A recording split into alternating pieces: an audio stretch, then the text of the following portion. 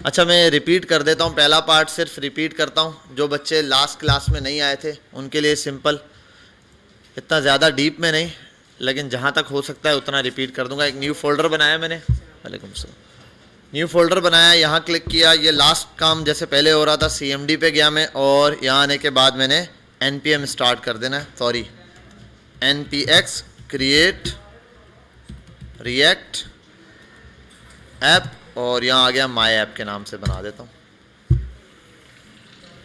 अब ये जब तक चलता रहेगा, हर दफ़ा हम जब भी आएंगे एक न्यू ऐप बना रहे हैं, ये 1 से 2 बार हमने बनानी है, उसके बाद आस्ता आस्ता हम ये छोड़ देंगे, ठीक है। और मॉड्यूल 2 के नाम से मैंने ऑलरेडी मेरे ख्याल बना दी है, ये ऐप मौजूद है, मैं इसमें काम करूँगा अभी, ठीक है। अब इस ऐप को मैं ओपन करता हूँ। जब आप ऐप डाउनलोड करेंगे अपने पास, तो आपके पास काफ़ी सारी चीज़ें होंगी, ठीक है। आपने क्या करना है, सब कुछ डिलीट कर देना है सिवाय इन फाइल्स के अलावा।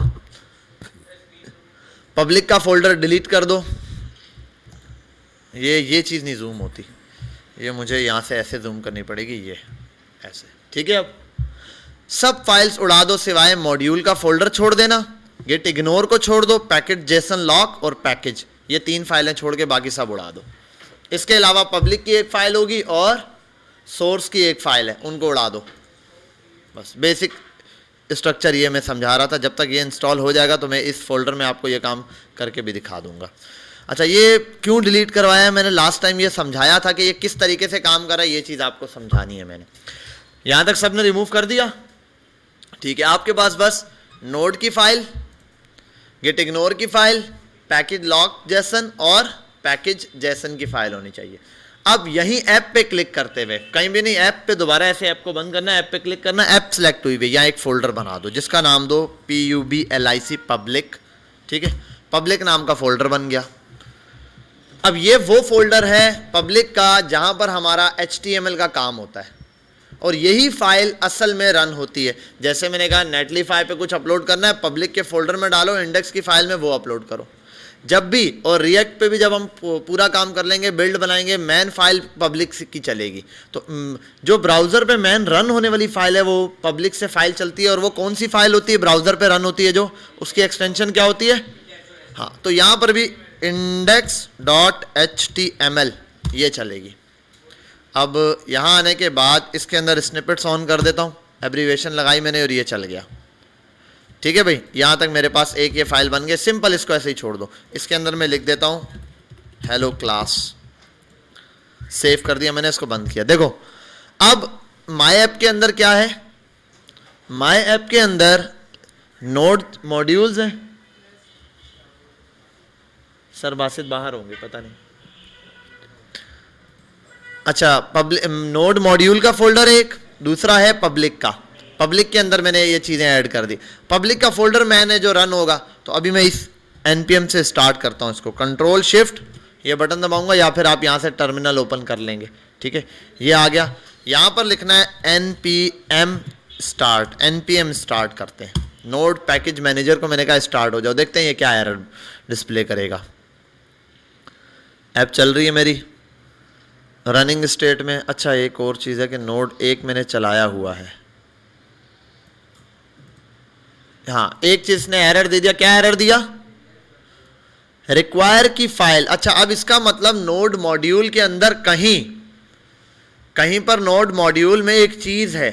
वो चीज क्या है, वो चीज है जिस पर फंक्शन लगा हुआ है रिक्वायर्ड नाम का, कि जब ये चीज रन हो तो 2 चीजें रिक्वायर्ड है। एक इंडेक्स HTML की फाइल जो फर्स्ट है, लेकिन साथ में इंडेक्स की फाइल भी लाजमी चाहिए, index.js की फाइल। अच्छा, मैं कहता हूँ समझ आ गई बात, इसको डिलीट किया, बंद कर दो, कैंसिल कर दो, यहाँ आओ, ये तो बन गया। अब दोबारा ऐप पे क्लिक करते हुए न्यू फोल्डर बनाओ src के नाम से, सोर्स के नाम से एक और फोल्डर बन गया। ये सोर्स का फोल्डर वो है जहां पे मेरा रिएक्ट का काम चलेगा। क्या काम चलेगा, रिएक्ट का काम होगा। और पब्लिक का फोल्डर वो है जहां मेरा HTML की एक फाइल बनेगी, मेन काम ये है। अच्छा, अब मैं आता हूं यहां सोर्स पे, src को मैंने ऑन किया, इसके अंदर एक फाइल बनाता हूं index.js। index.js ये मेन फाइल है मेरी जो रन होगी। यहां आने के बाद इसमें अब मुझे कुछ कोड लिखना है। पहली चीज, मैं रिएक्ट का कोड लिखना चाह रहा हूं तो मैं रिएक्ट को इंपोर्ट करूंगा। मैं लिखता हूं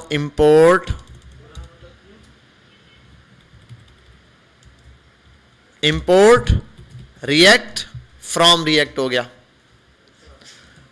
ये तो आ गया। अब रिएक्ट यहां पे चलेगी। दूसरी, अच्छा एक और चीज भी कर लेता हूं मैं, इसको छोड़ देता हूं, पहले खाली छोड़ता हूं इसको, बिल्कुल सिंपल। इंडेक्स की फाइल बन गई है। अब यहां आता हूं, टर्मिनल ऑन करता हूं और न्यू टर्मिनल पे जाके दोबारा npm स्टार्ट करके देखता हूं। अब क्या एरर देगा? npm start। npm स्टार्ट कर दिया भाई मैंने। अब देखते हैं क्या एरर देगा या कुछ डिस्प्ले कराएगा। नोट पैकेज मैनेजर ट्रेसिंग कर रहा है, स्टार्टिंग द डेवलपमेंट उसने स्टार्ट कर दी और चल गया। इंडेक्स की फाइल के अंदर कुछ है, खाली पड़ी हुई है, मैंने उसको बिल्कुल, और क्या चीज आ गई? हेलो क्लास आ गया।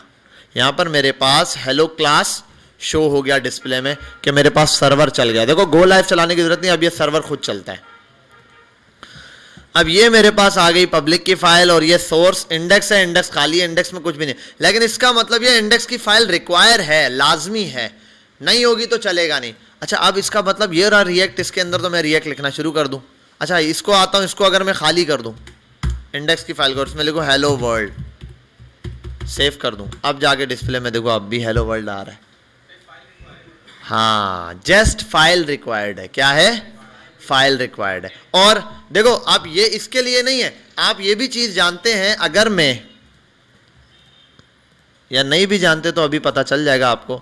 मैं यहाँ आता हूँ, एक न्यू फोल्डर है, यहाँ पर सिर्फ एक काम करता हूँ, VS कोड को ओपन करता हूँ और यहाँ बनाता हूँ index.html, index.html, इसको क्लोज किया, यहाँ आया, ये फाइल बन गई, इसमें लिखता हूँ हेलो वर्ल्ड, सेव करता हूँ, रन करने लगा हूँ इसको गो लाइव पे। ये HTML की फाइल चल रही है, इसका रिएक्ट से ताल्लुक नहीं, समझा रहा हूँ। इसको गो लाइव करूँ क्या होगा? ना HTML है ना कुछ है, क्या करेगा ये?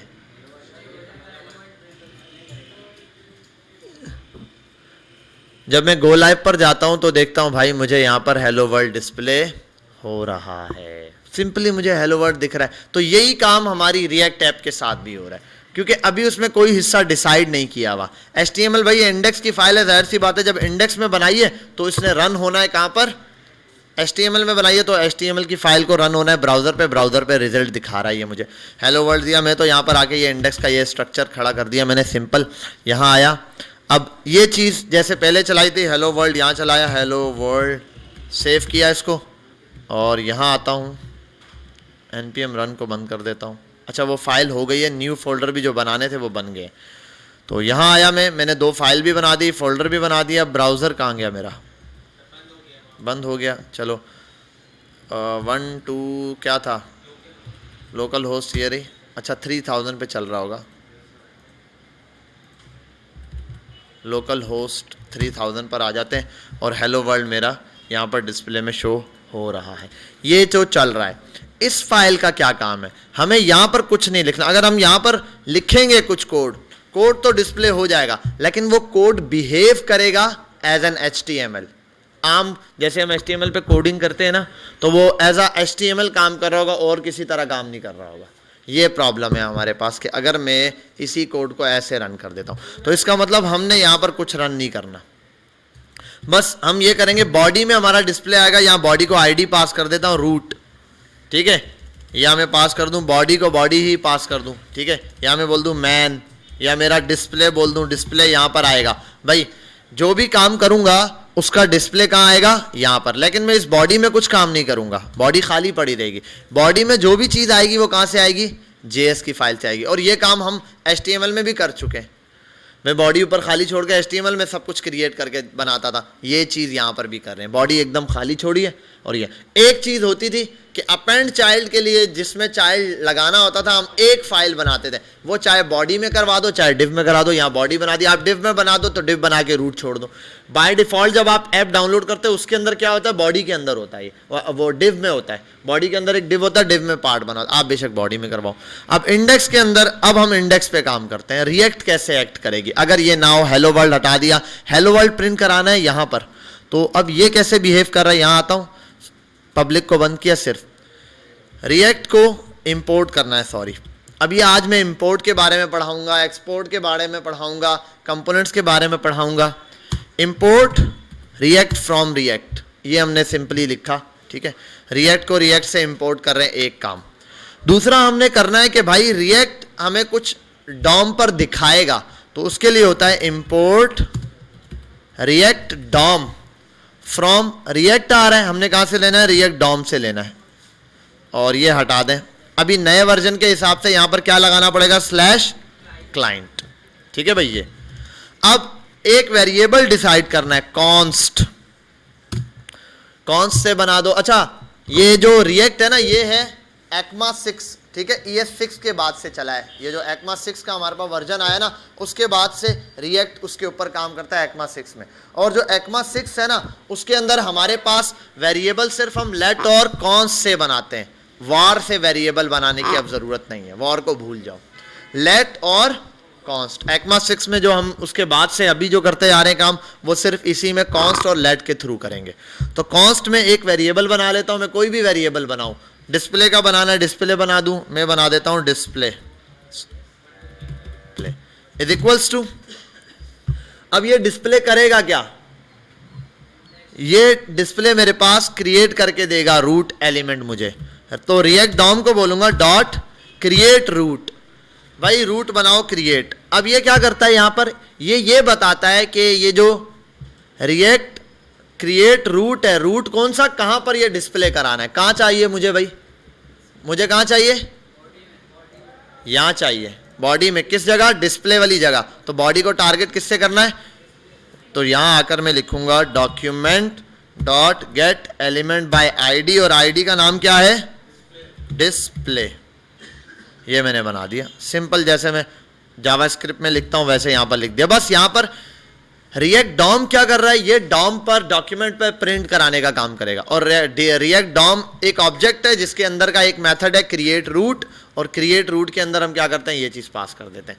अब जो डिस्प्ले है उसके साथ मैंने एक काम करना है, रेंडरिंग करवानी है, रेंडर करवाना है। क्या कराना है, डिस्प्ले को बोलना है भाई डिस्प्ले डॉट रेंडर, आप क्या करो, रेंडर करवा दो। रेंडर मेथड रन करना है।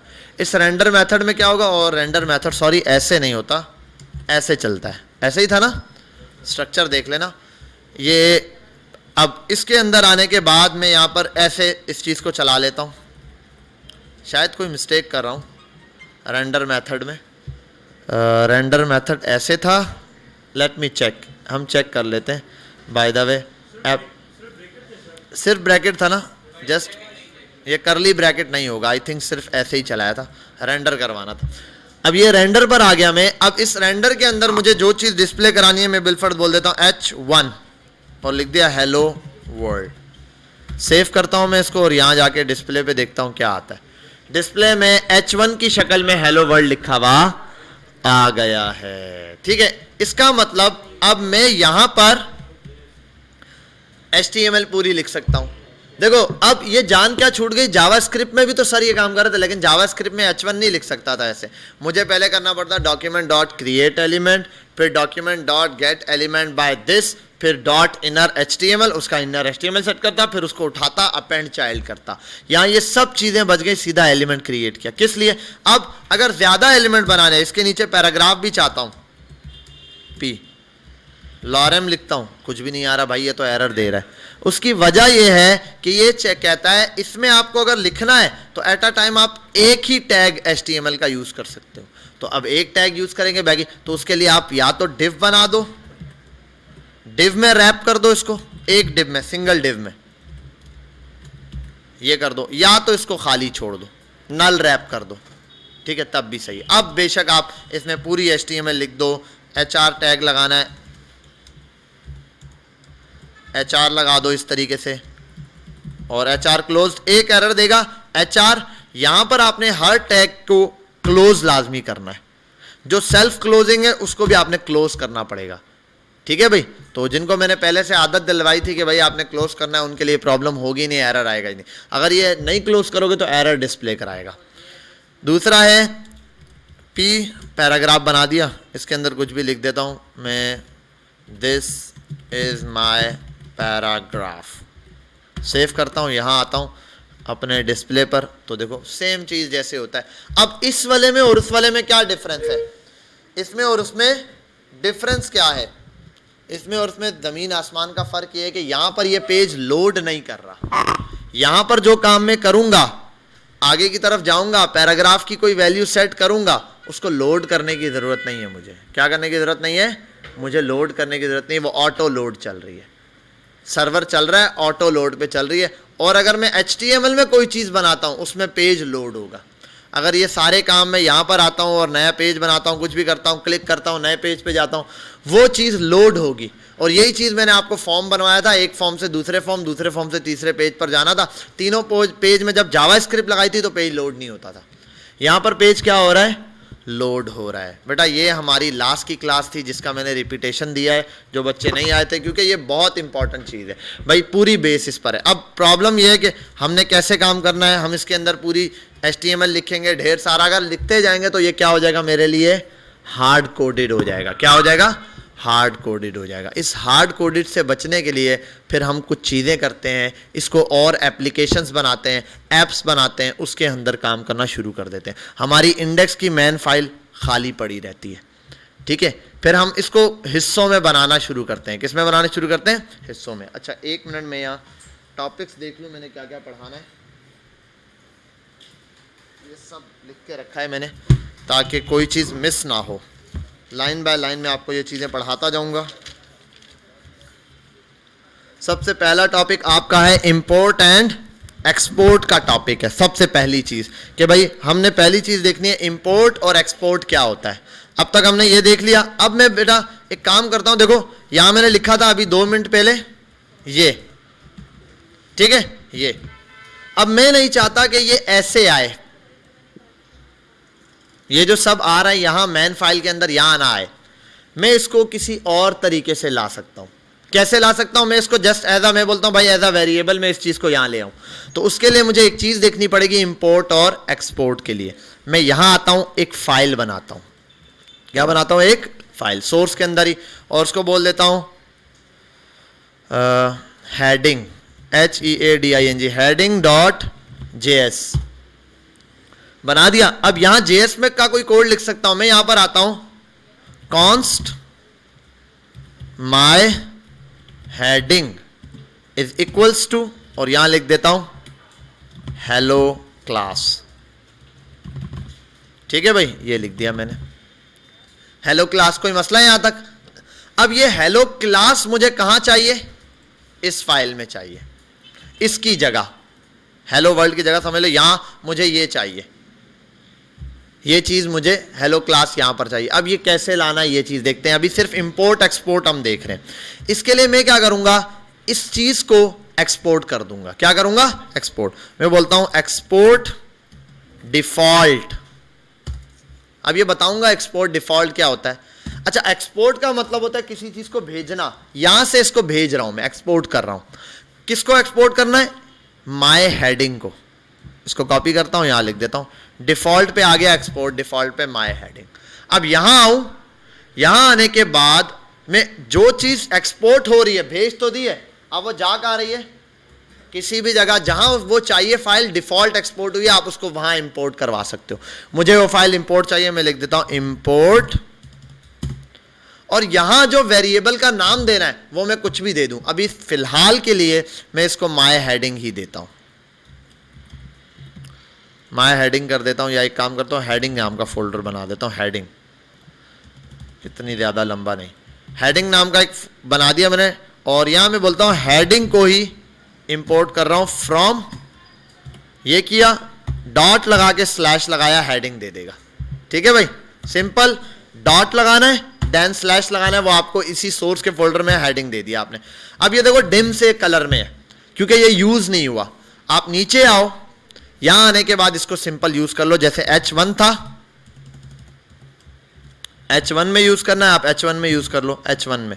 और यहां आने के बाद अब जब जावा स्क्रिप्ट लिखनी है, मैं यहां अगर ऐसे लिख दूं हेडिंग, सेव करूं, जाके देखूं इसकी जगह हेडिंग लिखा हुआ आ गया। भाई ये क्या हो गया, मुझे तो वो चाहिए था।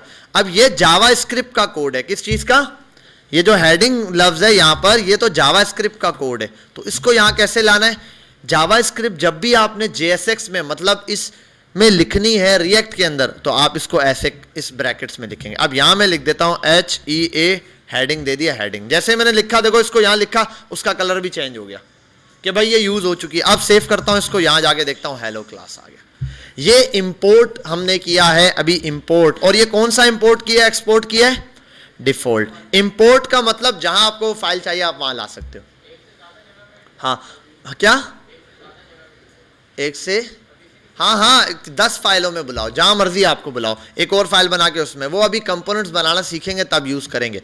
अभी हमने देख लिया कि किस तरीके से इंपोर्ट और एक्सपोर्ट काम करता है। एक्सपोर्ट करो देन उसको इंपोर्ट कर दो। अच्छा अभी जब एक है, अब तक हम जब भी करते हैं एक्सपोर्ट तो समझ आता है सर एक्सपोर्ट हो रहा है। ये एक लफ्ज है डिफॉल्ट। क्या है, डिफॉल्ट। डिफॉल्ट में जब मैंने जिस चीज को दे दिया नाम, अब यहां मैंने इसको कॉल किया, अगर मैं यहां लिख दूं ना HD और यहां भी लिख दूं HD, सेव करूं इसको, वहां जाऊं, हेलो क्लास ही आएगा। नाम बेशक यहां कुछ भी नाम दे दूं, क्योंकि उसको पता है इंपोर्ट करो। उसने कहा इंपोर्ट करो क्या, HD क्या है उसको नहीं पता, लेकिन उसने कहा फ्रॉम हेडिंग। जब हेडिंग पे आया तो हेडिंग में एक चीज क्या हो रही थी, डिफॉल्ट पे आ रही थी। क्या आ रही थी, डिफॉल्ट पे आ रही थी। उसने कहा डिफॉल्ट पे कुछ भी आएगा उसको तो मैंने ले लेना है। यहां पे अगर कुछ नहीं मिल रहा तो जो डिफॉल्ट पे मिल रहा है वो लेना है। यहां आया, अगर मैं इसको कर दूं सिर्फ एक्सपोर्ट, ठीक है, और एक मिनट, अच्छा सिंपल, सिर्फ एक्सपोर्ट करने के लिए सिंपल मुझे इसको ऐसे रैप करना पड़ेगा। ये रैप किया, अब सिंपल एक्सपोर्ट हुआ। जब मैं यहां आऊंगा, इसको ऐसे ही सेव किया, यहां आया एरर दे दिया। इसने कहा आप इसको ऐसे नहीं ले सकते, आपने उसको डिफॉल्ट नहीं करवाया, आप HD के नाम से बोल रहे हो, HD के नाम से डायरेक्ट डिफॉल्ट तो हो ही नहीं सकता। मैंने कहा अच्छा एक काम करो, इसको ऐसे कर दो। अब चल जाना चाहिए भाई करली ब्रेसेस में, ठीक है, सेव करो, वहां जाओ, अब भी नहीं चल रहा। अब क्या मसला है, मसला यह है कि यहां क्या नाम दिया है, हेडिंग। अब यहां पर हेडिंग ही देना पड़ेगा, क्योंकि डिफॉल्ट पे थोड़ी है। डिफॉल्ट पे तो देखो कोई भी मिल रहा है ले आओ, कोई भी नाम कुछ भी हो यहां पे, लेकिन जो वहां पे डिफॉल्ट पे हो रहा है वो ले आएगा। डिफॉल्ट के अंदर आपको नाम मैच करना जरूरी नहीं है, यहां का और यहां का नाम मैच ना करे। आप जब भी दोगे, इसकी मिसाल एग्जांपल एक और दूंगा मैं, अभी देखो बाय डिफॉल्ट नहीं, अब ऐसे चलाऊं इसको, और सॉरी यहां हेडिंग पास करूं,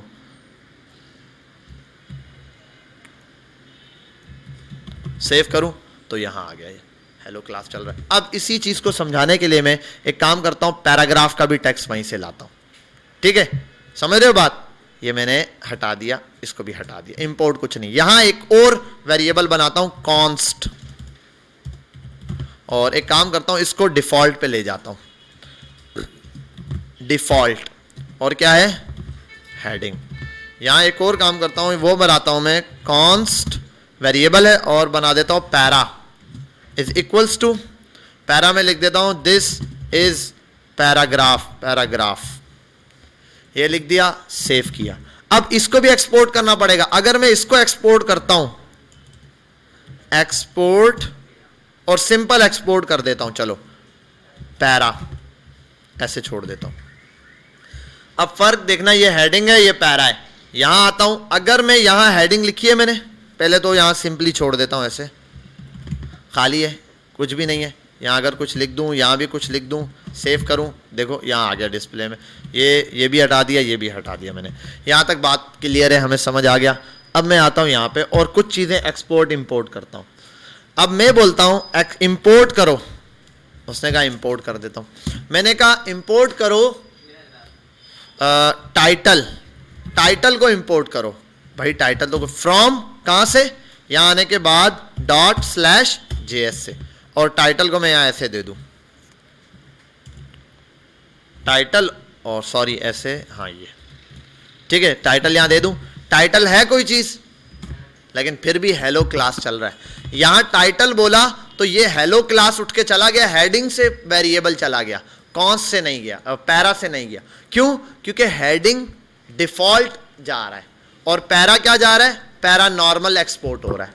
तो जब डिफॉल्ट एक्सपोर्ट होगा तो डिफॉल्ट एक्सपोर्ट में यहां कुछ भी नाम दो, उसने डिफॉल्ट पे जो चीज जा रही है वो उठा के दे देना है। अच्छा, एक कंपोनेंट के अंदर या एक फाइल के अंदर एक ही डिफॉल्ट होगा, एक ही ऐसा वेरिएबल होगा जो डिफॉल्ट एक्सपोर्ट हो रहा है, एक से ज्यादा नहीं बनाओगे। हाँ क्या हुआ, हाँ ये जो एक फाइल है ना, ये पूरी हेडिंग JS है, इसके अंदर आप एक ही डिफॉल्ट वेरिएबल बना सकते हो, वेरिएबल नहीं यानी कि डिफॉल्ट एक्सपोर्ट कर सकते हो, और वो डिफॉल्ट एक्सपोर्ट आप एक करोगे, एक से ज्यादा नहीं। बाकी ये वाले ज्यादा हो सकते हैं। कैसे, अगर अब मैं इसको ले जाऊं, अगर मैं इसके लिए बनाऊं, इसको अगर लेना है मुझे इस तरीके से इंपोर्ट, तो यहां पैरा ही देना पड़ेगा। पैरा, अब देखो जैसे पैरा दिया यहां पर खुद ऑटो उठा लिया उसने पैरा। अब यहां आ जाऊं और लिख दूं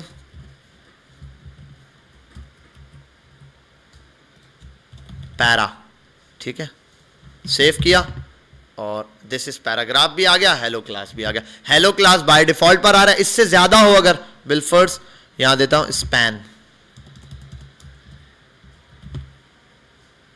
स्पैन, ठीक है, और इसके अंदर स्पैन चाहिए, यहां आके एक और वेरिएबल बना देता हूं जिसको बोलता हूं const span is equals to this is span.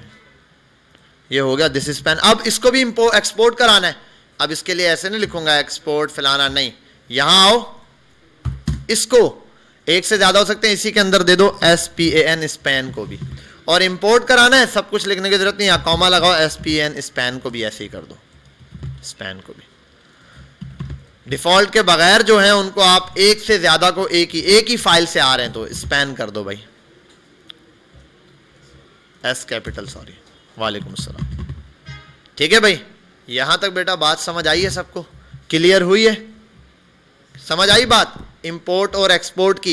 Import और एक्सपोर्ट सिंपल है, एक्सपोर्ट किसी फाइल को भेजना, इंपोर्ट वहां पर उसको गेट कर लेना। इंपोर्ट और एक्सपोर्ट दो किस्म के हमारे पास टाइप में चल सकते हैं, एक्सपोर्ट डिफॉल्ट होता है और एक नॉर्मल एक्सपोर्ट होता है। जो एक्सपोर्ट डिफॉल्ट होता है मेरे पास, वो क्या करता है कि एक फाइल में एक ही दफा बनेगा, और अब आप उसको जब इंपोर्ट कर रहे हैं तो इसको किसी भी वेरिएबल के नाम से, देखो मैंने टाइटल के नाम से बुला दिया, ये चल जाएगा। डिफॉल्ट में टाइटल के अंदर इसने हेडिंग से कोई चीज उठानी है, क्या उठाना है, इसने कहा हेडिंग में जो डिफॉल्ट पे वो उठा लो। इसने ये नहीं कहा हेडिंग में यार पैरा आ रहा है उसको उठा, नहीं, बोले जो डिफॉल्ट पे वही उठाएगा, डिफॉल्ट के अलावा नहीं उठाएगा। क्लियर बात, ये ऐसे। बाकी जो सेम नाम वाले हैं, जैसे कि ये पैरा है, स्पैन है, जो बगैर इसके एक्सपोर्ट करा रहे हैं हम लोग, तो उनको जाहिर सी बात है फिर मुझे किस में लिखना पड़ेगा, इस तरह क्लोज करना पड़ेगा। ठीक है, और एक से ज्यादा दे सकता हूं, 10 एक्सपोर्ट हो सकते हैं, 20 हो सकते हैं, 30 हो सकते हैं। अब आप लोग नमाज तक प्रैक्टिस कीजिएगा, हम नमाज मस्जिद में पढ़ कर आएंगे क्योंकि यहाँ आज सिस्टम नहीं है। ठीक है भाई, फटाफट से आप फर्ज पढ़ेंगे बच्चे, फर्ज पढ़ के फिर आ जाएंगे।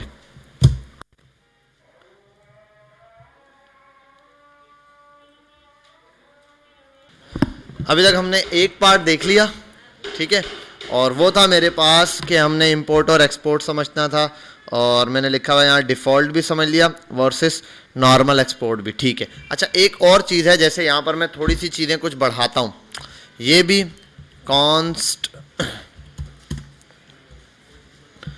H heading 2 is equals to, और दिस इज हेडिंग 2, और यहाँ कॉमा लगा के इसको हेडिंग 2 को एक्सपोर्ट कर देता हूँ। ऐसा ही है, यहाँ आता हूँ और यहाँ आने के बाद मैं यहाँ पर ये लगाता हूँ एक्सपोर्ट में कॉमा लगा के हेडिंग 2, ऐसे। ठीक है, इस सब की जगह एक काम कर सकता हूँ मैं। अब यहाँ पर बिलफर्ज यहाँ पर आया H2 और H2, और यहाँ पर लिख देता हूँ क्या, हेडिंग 2, ऐसे पास करता हूँ, और ये फोल्डर है ये। ठीक है भाई, हेडिंग 2 भी मेरे पास आ गई। अब यहाँ पर मैं ये जब मैंने एक्सपोर्ट करवाए इस तरीके से, इसको एक और तरह से मैं वो एक्सपोर्ट करवा सकता हूँ, उसकी जगह मैं कर सकता हूँ ये हटा दूँ सब, यहाँ लगाऊँ स्टेरिक, रिकॉर्डिंग ऑन है, अच्छा स्टेरिक लगा दूँ। स्टेरिक का मतलब क्या होता है, हमने देखा यूनिवर्सल होता है, ऑल।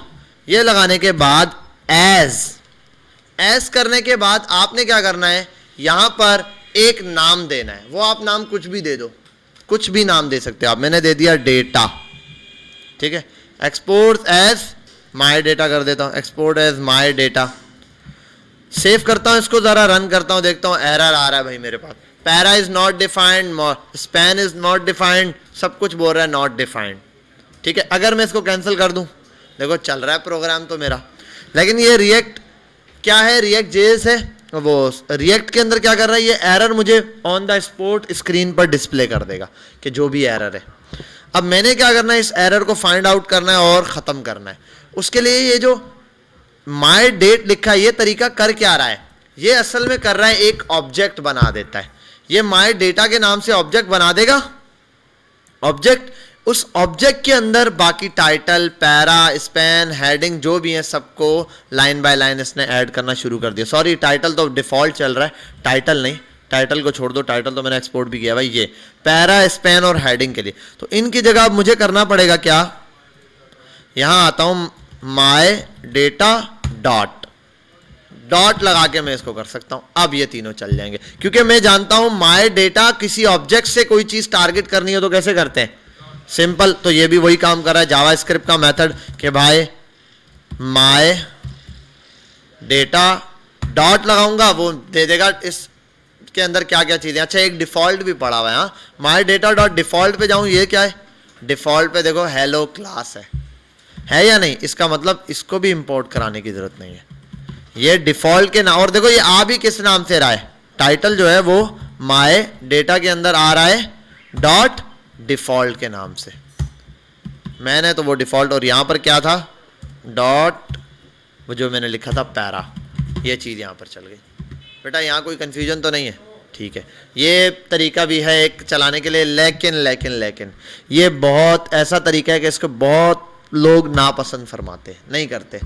बहुत कम लोग होंगे कहीं अर्जेंट में यूज़ कर रहे हो इसको यूज़ करें, वरना ये बहुत, आप देखोगे हज़ारों फाइलें में किसी एक आध फाइल में, दो फाइलों में नज़र आएगा आपको, वरना नहीं नज़र आएगा। उसकी एक वजह है, वजह यह है कि वो देखना चाहते हैं कि मैंने जो चीज़ इंपोर्ट की है वो क्या है। क्या चाहते हैं, देखना चाहता है इंसान कि भाई जो चीज़ मैंने इंपोर्ट की है या एक्सपोर्ट की है वो क्या चीज़ है, यहाँ पर मुझे नज़र आए। अब मसला ये स्टेरिक से क्या आ रहा है, माई डेटा में क्या आ रहा है, क्या सब कुछ नज़र आ रहा है, नहीं आ रहा, क्या क्या चीज़ें इंपोर्ट करवाई हैं मैंने। तो इसलिए क्लियर देखने के लिए कि भाई ये क्या आ रहा है, पैरा कहाँ से आ रहा है, ये सब देखने के लिए मैं ये बजाय, इसके बजाय यहाँ ऐसे लिखना प्रेफर करूँगा। ठीक है भाई, यहाँ आने के बाद क्या क्या ले सकता हूँ भाई, सबको हटा देता हूँ हाँ, आसान तरीका यही है, कंट्रोल Z कर देता हूँ थोड़ा सा फास्ट करके जी। हाँ जी, मल्टीपल नहीं, ये अभी आपको ऐसे पता नहीं है किस तरीके से कराया है, ये मैं आगे बताऊंगा आपको। इतना नहीं है कि आप एक एक हेडिंग के लिए ऐसे उसको एक्सपोर्ट कराते फिर, नहीं बेटा, ये एक हेडिंग नहीं हम इंपोर्ट कराएंगे, आगे मैं अभी आपको समझाऊंगा कि कंपोनेंट्स में हम क्या क्या चीज़ें इंपोर्ट कराएंगे। वरना हेडिंग डालनी हो ये तो बड़ा मज़ा आ रहा है, स्टेरिक भी हो, ये भी लिखना हो बार बार तो अजाब है। पूरी उसमें यही बनाता रहूँगा, वेरिएबल बनाऊँ, इंपोर्ट करूँ, एक्सपोर्ट करूँ, बस सारा दिन यही। इससे अच्छा तो जावास्क्रिप्ट में क्रिएट एलिमेंट ही था, वन टाइम बना के कॉपी पेस्ट तो मार सकता था। यहाँ तो फिर बार बार मुझे वेरिएबल का नाम चेंज करो, और यहाँ पर तो ये मसला है कहीं डॉट भी नहीं लगाया वो चलेगा ही नहीं, वो एरर डिस्प्ले करा देगा। जावास्क्रिप्ट एटलीस्ट ये नहीं करता था, थोड़ा बहुत प्रोग्राम है तो कंसोल पे एरर दे देगा, वरना क्या करता था उसको चलने देता था। अच्छा, यहाँ पर आता हूँ, यहाँ से इंपोर्ट का काम वैसे भी ख़त्म हो गया, ये हो या ना हो मुझे फ़र्क नहीं पड़ता इससे, ये चीज़ मैंने आपको समझानी थी। और बेटा होना सोर्स के अंदर चाहिए, ये आपने सोर्स में रखना है इसको, SRC के फोल्डर में, और ये पब्लिक के फोल्डर में कौन सी फाइल है, जो HTML रिलेटेड फाइल है, और सोर्स के अंदर हमारे पास मेन फाइल होगी हमारी जो ये इंडेक्स वगैरह की है। ठीक है भाई, यहाँ तक हमने एक फाइल देख ली, उससे इंपोर्ट और एक्सपोर्ट करना देखा। अब नेक्स्ट चीज़ देखते हैं वो क्या है। ये हेडिंग को मैं डिलीट ही कर देता हूँ, अभी हमारा इससे कोई काम नहीं है। ठीक है, और ये भी हो गया, सिर्फ ये चीज़ रखता हूँ सेव, और एक मिनट में यहाँ पर सिंपल H1 लगाऊंगा, H1 कैप्स लॉक ऑन है क्या, H1, और लिख देता हूँ हेलो क्लास। वर्किंग है, बस कोड मेरा ये देखना है प्रॉपर है, कोई एरर नहीं है, प्रॉपर मेरा कोड चल रहा है। अब नेक्स्ट चीज मेरे पास है वर्चुअल डॉम, जो मैंने आपको समझाना है। वर्चुअल डॉम बेसिकली मेरे पास, असल में डॉम क्या होता है, डॉक्यूमेंट ऑब्जेक्ट मॉडल, ये हमने देखा हुआ है, मैंने आपको समझाया भी है। जब भी हम कोई कोड लिखते हैं इंडेक्स की मेन फाइल के अंदर, इंडेक्स की .html की फाइल में, HTML की फाइल में मैं कभी भी कोई कोड लिखता हूँ तो वो कोड किस फॉर्म में होता है? HTML या ओपन या HTML क्लोज्ड ओपन, फिर इसके दरमियान हेड हो गया और हेड के बाद हेड यहाँ क्लोज्ड, फिर बॉडी आ गई, बॉडी ओपन हुई, बॉडी यहाँ पर जाके क्लोज हो गई, ठीक है, और इसके दरमियान मल्टीपल कोड होता है। एस क्या हुआ?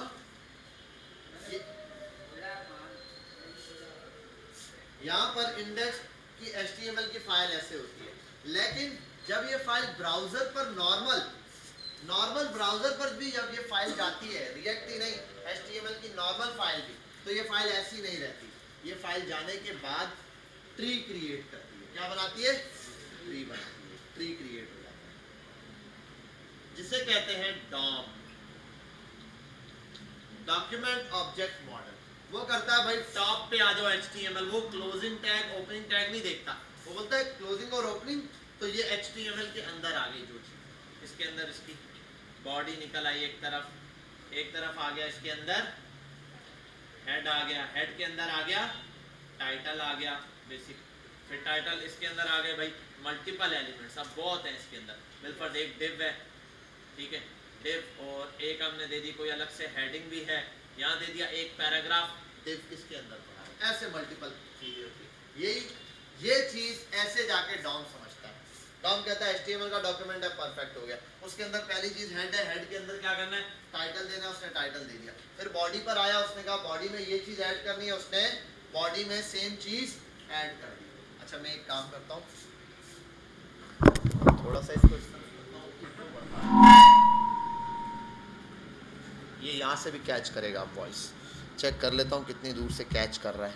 Hello hello hello hello hello hello, perfect, ये भी यहाँ से भी कैच करेगा।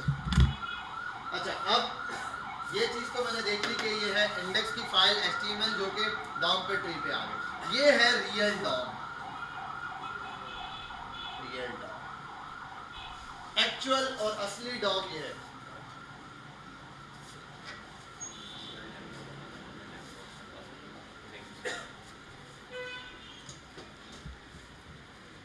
अच्छा ये तो मैंने देख लिया, एक HTML का कोड है जो कि यहाँ पे कन्वर्ट हुआ किसके अंदर?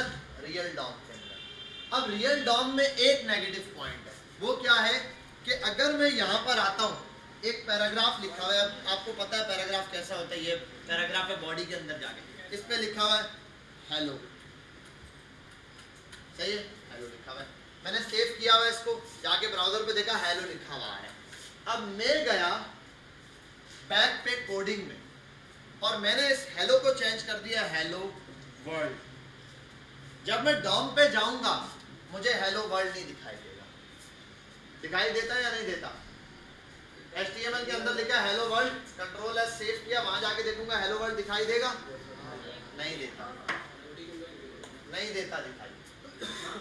लगाएं शर्त लगाएं, नहीं देता दिखाई, ऐसे नहीं देगा। हेलो हेलो लिखा, पैराग्राफ HTML के अंदर पैराग्राफ बना के हेलो लिखा और मैं डॉम पे चला गया, जाऊंगा वहां पर ये नहीं दिखाई देगा हेलो वर्ल्ड, सिर्फ हेलो ही लिखा हुआ होगा।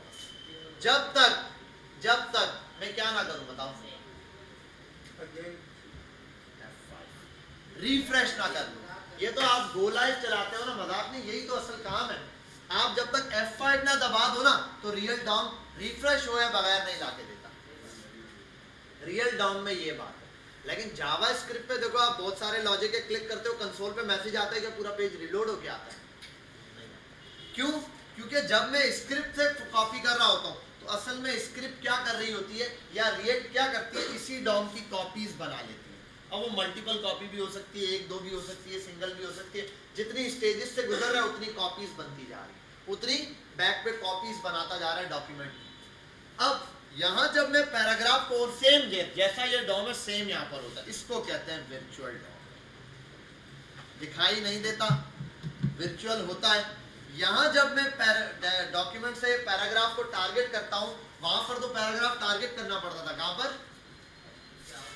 जावास्क्रिप्ट में, यहाँ टारगेट नहीं पढ़ना करना पड़ता, यहाँ तो मैं लिखता हूँ। अब इसने कहा कि भाई आपको ये सब खुद लिखना पड़ता है, आप एक काम करो बॉडी बना के खाली छोड़ो, ये सब इधर बनाओ ही नहीं, रियल डॉम में बनाओगे लोड हो जाएगा, रियल डॉम में नहीं बनाओ, ये पार्ट उठा के ले जाओ वर्चुअल डॉम, ये वाला पूरा पार्ट आता है वर्चुअल डॉम से, है या नहीं। बॉडी के अंदर मैंने यही काम किया था ना, आईडी पास कर दी थी रूट की, ये या फिर आप ज्यादा से ज्यादा ये होता है जो रियल उसमें एक डिफ बना देते हैं, उस डिफ के अंदर सारा काम हो रहा होता है। इस डिफ के अंदर क्या मौजूद होता है, वर्चुअल डॉम। अब जो आप यहाँ पे काम करते हो वो डायरेक्ट लाइव यहाँ दिखाई देता है। अब जब आप चेंजिंग करते हो, अगर आपने बिल्कुल यहाँ एक हेडिंग बनाई हुई है, H1 लिखा है, उसमें लिखा है हेलो H1, अब यहाँ एक पैराग्राफ भी है और यहाँ आपने लिख दिया भाई दिस इज पैरा, ठीक है, ऐसा कर दिया आपने P। अब जब आप यहाँ ये वाला वर्चुअल डॉम में अगर लिखा हुआ होता है, आपने पैरा को मिटा के चेंज किया कुछ और, सिर्फ पैरा लोड होगा, पूरा पेज नहीं लोड होता, है या नहीं। पैरा पे अगर आप जावास्क्रिप्ट के अंदर कोई चेंजिंग करके बटन पे लगा दो, क्लिक पे या डायरेक्ट लगा दो, आप सेव करने के बाद यहाँ जब पैरा की जगह कुछ चेंजिंग होगी, हेलो वर्ल्ड नहीं चेंज होगा। लेकिन जो रियल डॉम होता है उसमें क्या होता है, पूरा पेज ही लोड करके दोबारा आता है। हालांकि इसको लोड होने की जरूरत नहीं थी, इसका क्या कसूर था, ये खामखा में रीलोड हुआ है। तो क्या होता है, जिस चीज को लोड कराना होता है, मैंने जिस चीज को मैं चाहता हूँ कि वो लोड हो, वो उसको यहाँ वर्चुअल डॉम में रख देता हूँ। अब वर्चुअल डॉम में रखने से क्या होता है, जिस चीज पे आप क्लिक करते हो, जिस पर फंक्शन अप्लाई होना है, कोई काम होना है, वही है। इसकी बड़ी एग्जांपल आज के दौर में यूट्यूब ही है। यूट्यूब होती है, आप देखते हो यूट्यूब पे, और पुराना फेसबुक देख लो अलग और नए फेसबुक को देख लो बिल्कुल चेंज।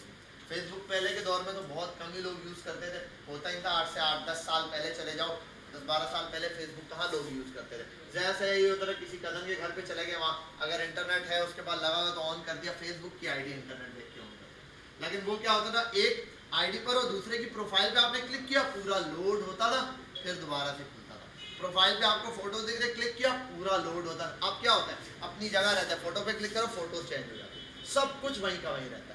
आपकी प्रोफाइल में भी यही होता है, आप अपनी कोई भी प्रोफाइल ऑन करते हो या यूट्यूब पर वीडियो पे क्लिक करते हो, वीडियो वाला सेक्शन कंपोनेंट्स लोड हो जाते हैं। अब वीडियो है, मौजूद है, सब कुछ है, आपने क्लिक किया, सिर्फ कंपोनेंट चेंज होते हैं, नैप बार अपनी जगह, सब कुछ, पेज नहीं लोड होता।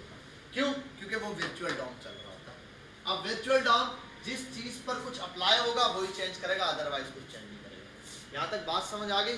वर्चुअल डॉम हमारे पास इंपॉर्टेंट चीज है, और बेसिक इंटरव्यू में जब भी आप जाते हैं, एटलीस्ट जब स्टार्टिंग स्टेज पर हो, तो आपको वर्चुअल डॉम का आइडिया होना चाहिए, ताकि वो आगे जाके हम लाइफ साइकिल पढ़ेंगे रिएक्ट की, वो फिर पूछते हैं आपसे भाई क्या चीज़ पहले, डॉम क्या होता है, वर्चुअल डॉम कैसे काम करता है, पहले क्या लोड होगा, रियल डॉम होगा, वर्चुअल डॉम होगा, सारी चीज़ें पूछ रहा होता है। तो हमने ये चीज़ देखनी होती है। जी,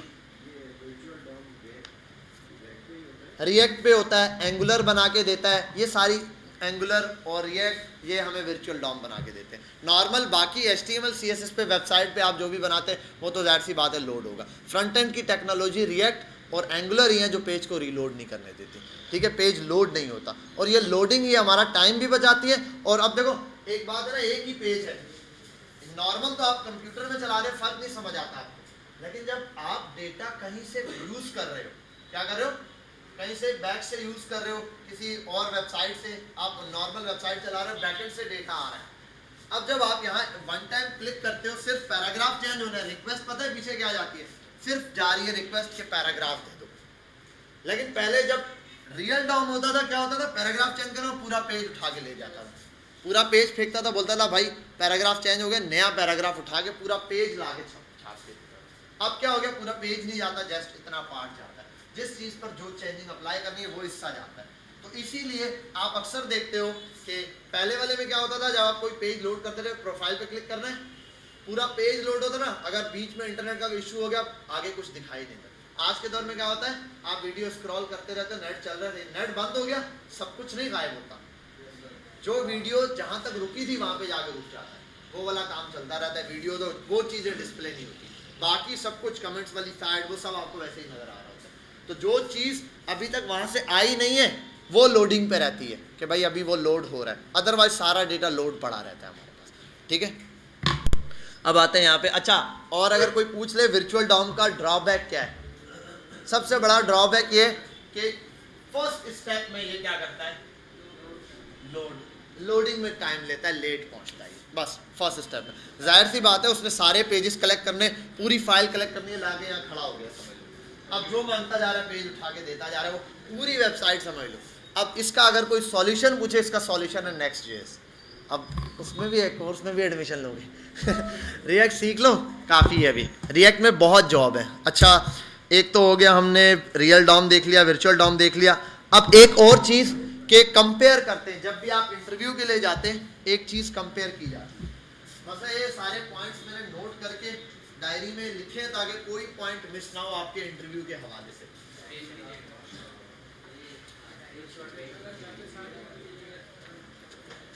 अब एक चीज है कि एक टेक्नोलॉजी है रिएक्ट और एक है वर्सेस एंगुलर। अब किसको यूज किया जाए, मार्केट में किसकी डिमांड है, ये सारी देखी जाएगी। दोनों में कुछ चीजें कंपैरिजन किया जाए।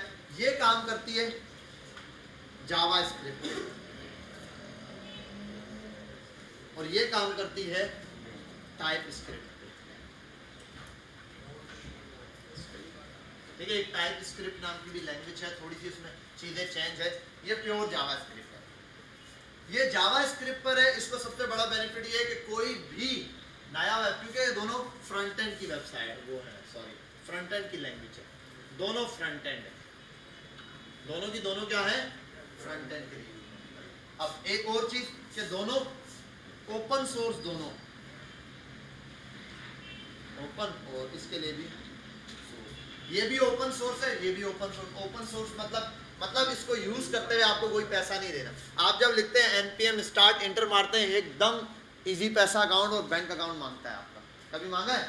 फ्री ऑफ कॉस्ट आपको इसके नोड पैकेजेस आप डाउनलोड करते हो, इजली और एंगुलर के अपने होते हैं। तो ये दोनों एक तो ओपन सोर्स है, ये काम करता है वर्चुअल डॉम पर और ये होता है रियल डॉम पर ही काम। जैसे कि वनीला जावास्क्रिप्ट जो आपने पहले काम किया, वो हम काम कर रहे होते हैं किस पर, रियल डॉम पर ही। सारा कुछ एलिमेंट क्रिएट करते हैं, जो भी करते हैं, फंक्शनैलिटी परफॉर्म करते हैं, HTML पर ही है, रियल डॉम ही चलता है। डिस्प्ले यूजर को सामने रियल डॉम ही होता है। वो जो मैंने आपको एक फॉर्म बनाने का तरीका बताया था, सिर्फ समझाने के लिए था कि आप लोड ना करो, वरना कभी भी कोई पेज ऐसे लोड नहीं होता कि स्क्रिप्ट के थ्रू ही पूरा पेज चल रहा। स्क्रिप्ट के थ्रू एक दो एलिमेंट्स बनते हैं लेकिन पूरा पेजेस नहीं बनते, जो मैंने आपको बनवाए थे। अच्छा, ये वर्चुअल डॉम पे काम करेगा, ये एंगुलर है, और जो एंगुलर है वो रियल डॉम पे काम करता है। अच्छा, एंगुलर सीखने के हिसाब से थोड़ी रियल लिटिल बिट हमारे सामने आप ये कहते हैं कि डिफिकल्ट है, ठीक है, ये थोड़ी सी डिफिकल्ट है, उसकी वजह बताएं। और ये उसके मुकाबले इजी रहेगी आपको सीखना। वजह आपको सीखना ये इजी रहेगी, कोई नया बंदा आएगा उसको सीखना ये होगा। ऐसा बंदा जिसको प्रोग्रामिंग नहीं आती वो सीखने आए, इसको सीख जाएगा, ठीक है। और एक ऐसा बंदा जिसको कुछ ये जावास्क्रिप्ट HTML वगैरह आती है, वो ये सीख जाएगा फटाफट। उसकी वजह ये है कि आप जावास्क्रिप्ट पढ़ चुके हो, इसके अंदर वो ये अभी मैंने ऑब्जेक्ट कैसे कॉल किया, आपको मुझे वो बताने की जरूरत पड़ी? पूरा बैठ के ऑब्जेक्ट तो नहीं सिखाया मैंने, वो आप पहले से जानते हैं। तो यानी कि जिसको HTML CSS जावास्क्रिप्ट आती है वो ये काम सीख सकता है, लेकिन ये बिल्कुल चेंज है।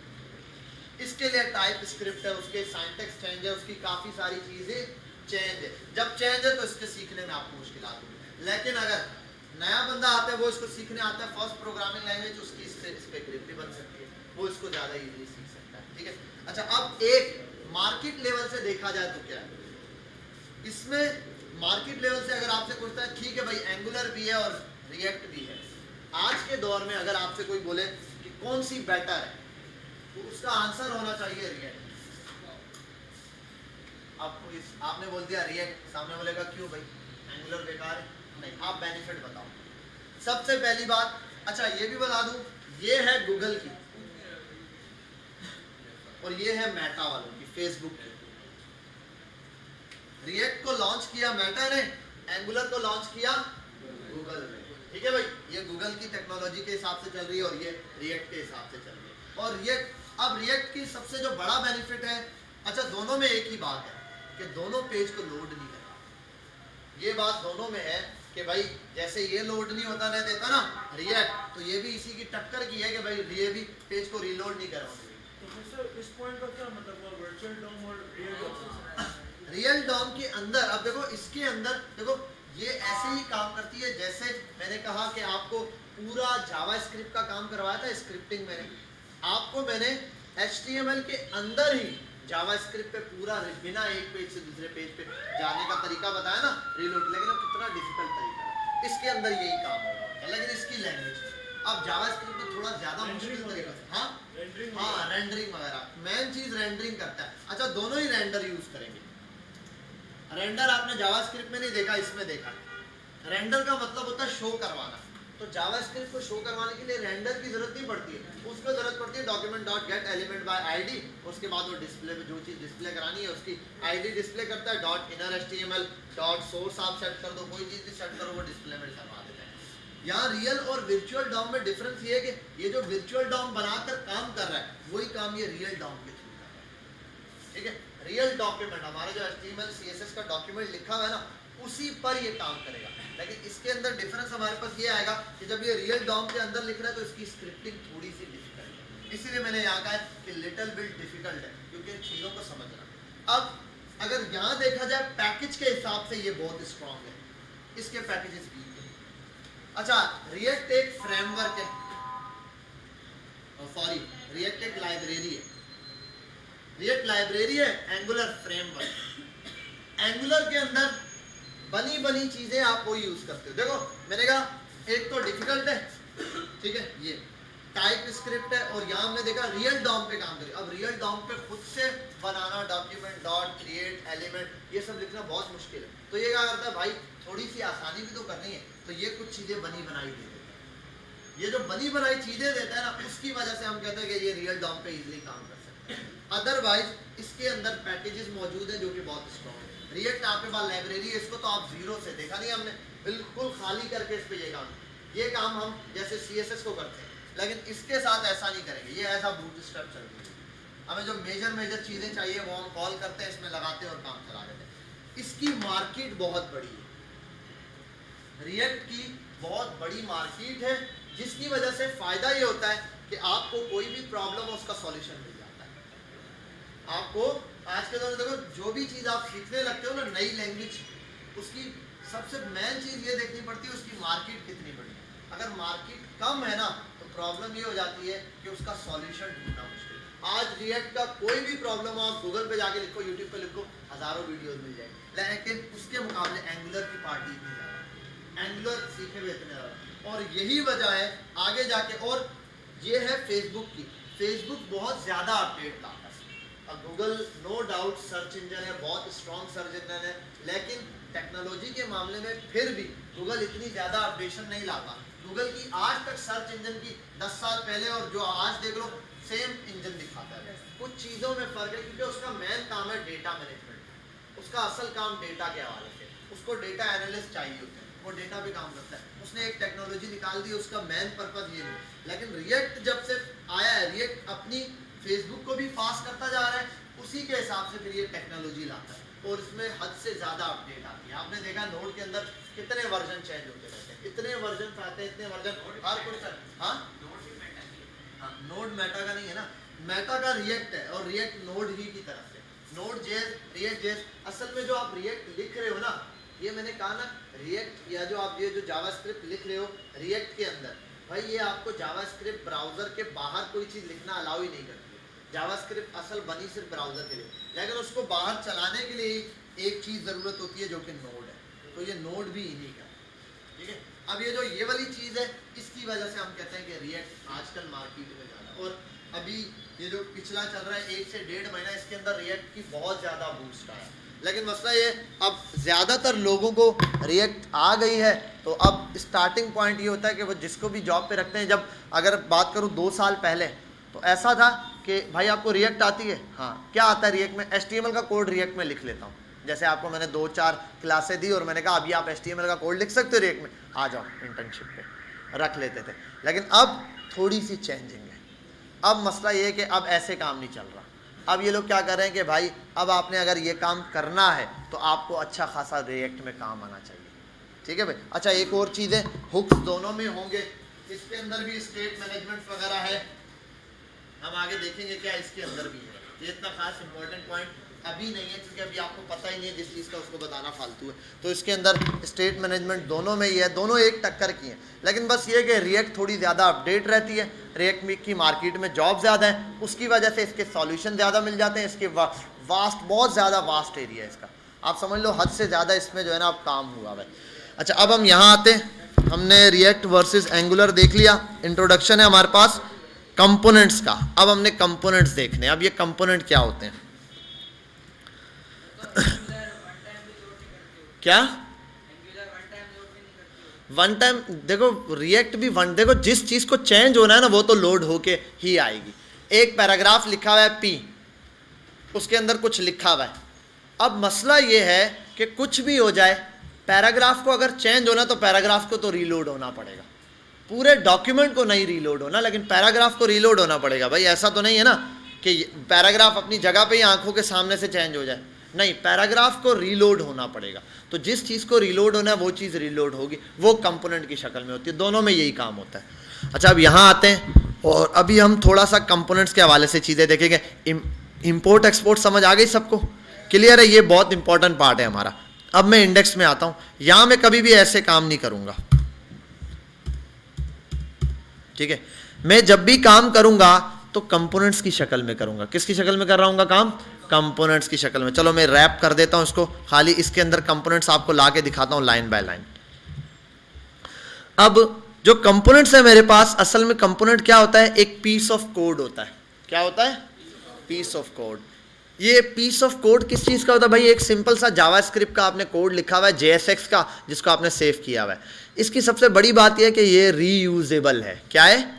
हाँ, आप इसको जहां आपको चाहिए वहां रीयूज कर सकते हो, ठीक है, जब चाहिए आप इसको यूज कर सकते हो। लोग क्या करते हैं, देखो आप HTML का कोई कोड बनाते हो, कॉपी पेस्ट मारते हो, है ना, यहाँ पे ऐसा नहीं है, यहाँ आप सिर्फ इंपोर्ट एक्सपोर्ट के थ्रू काम चला लेते हो। कोड आपने वन टाइम लिखा, उसको आप 10 दफ़ा वेबसाइट में यूज करो। जैसे कि एक वेबसाइट के अंदर नैव बार बनाया हुआ है, अब आपने एक होम का पेज बनाया, उस पर नैव बार है, अबाउट का पेज बनाया, उस पर भी नैव बार चाहिए, क्या करोगे? कॉपी करके पेस्ट करोगे। उतना ही कोड दोबारा से लिखना पड़ेगा। असल में लिखना ही पड़ता, अगर कॉपी पेस्ट ना होता, कंप्यूटर बोले आज मेरा दिल नहीं है, कॉपी पेस्ट नहीं चलेगा, चलो कॉपी पेस्ट भी कर दिया। मसला ये है कि वही एक ही लाइन, 10 लाइनें जो एक जैसी लिखी हुई हैं, ठीक है, वही लाइनें दोबारा कॉपी पेस्ट करना पड़ती है। लेकिन क्या होता है कि जो रिएक्ट है ये करता है, एक दफ़ा 10 लाइनें लिख दी, यहाँ पर इन 10 लाइनों की ज़रूरत है, आपको ये नहीं करना 10 लाइनें दोबारा से लिखना शुरू कर दो। यहाँ वो लिख देता है जवाब पिछले पेज पे मुलाहिजा फरमाए, ठीक है, मतलब यहाँ पर जो मैंने फर्स्ट टाइम लिख के दे दिया वही यहीं पर चलेगा, आगे दोबारा ज़रूरत पड़ा वही पेज पर दिखा हुआ है वहीं से उठा लेगा, कोड नहीं उठाएगा, सिंपल लिंक पास करवा देगा कि भाई ये लिंक है यहाँ से ले लो, ये है लिंक यहाँ से ले लो। समझे बात? तो पूरा कोड बार बार लिखने की ज़रूरत नहीं है, ठीक है, यही चीज़ यहाँ पर ये करके दिखाएगा। इसके लिए हम क्या बना रहे होते हैं? कंपोनेंट्स। और कोई पॉइंट? और अच्छा, ये कंपोनेंट्स के अंदर छोटी सी इंपॉर्टेंट और बात है, एक तो हमारा सेव करता है टाइम और कोड सेव करता है, मतलब हमारे पास बहुत ज़्यादा कोड लिखने की जगह नहीं है, हम बस थोड़ा सा कोड लिख के अपना काम चला सकते हैं। और एक और चीज़ बताई थी, ये रीयूजेबल है। और लास्ट पॉइंट मेरे पास है कि इंडिपेंडेंट है, यानी कि ये किसी चीज़ पर डिपेंड नहीं कर रहा कि भाई इस कंपोनेंट को इसके साथ बना दिया, अब होम के अलावा कहीं नहीं चलेगा, भाई जहाँ मर्जी है चलाओ, किसी भी पेज पे ले जाओ इसको। अब आता हूं मैं यहाँ पर, और अच्छा कंपोनेंट्स किस टाइप के, एक वेबसाइट में क्या कंपोनेंट होगा, मैं आता हूं यहाँ पे और YouTube खोलता हूं। चल जा भाई, बहुत ही ज़्यादा सुस्ती हो गई है, लोड हो रहा है, पेज ला रहा है ना।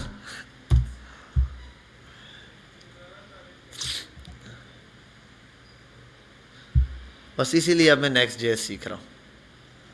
अच्छा यहाँ पर आता हूँ, अब ये क्या है?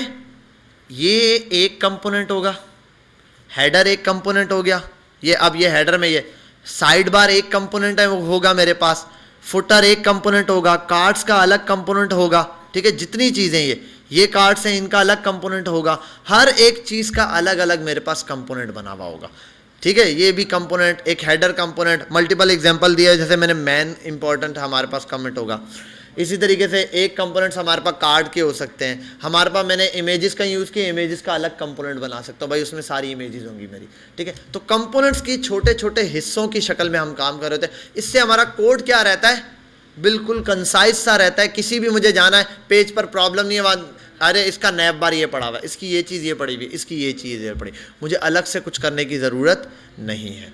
अब यहीं पर आऊँगा मैं और इसी चीज़ को समझाने के लिए कुछ चीज़ें बनाता हूँ, कंपोनेंट्स बनाऊँगा मैं, ठीक है।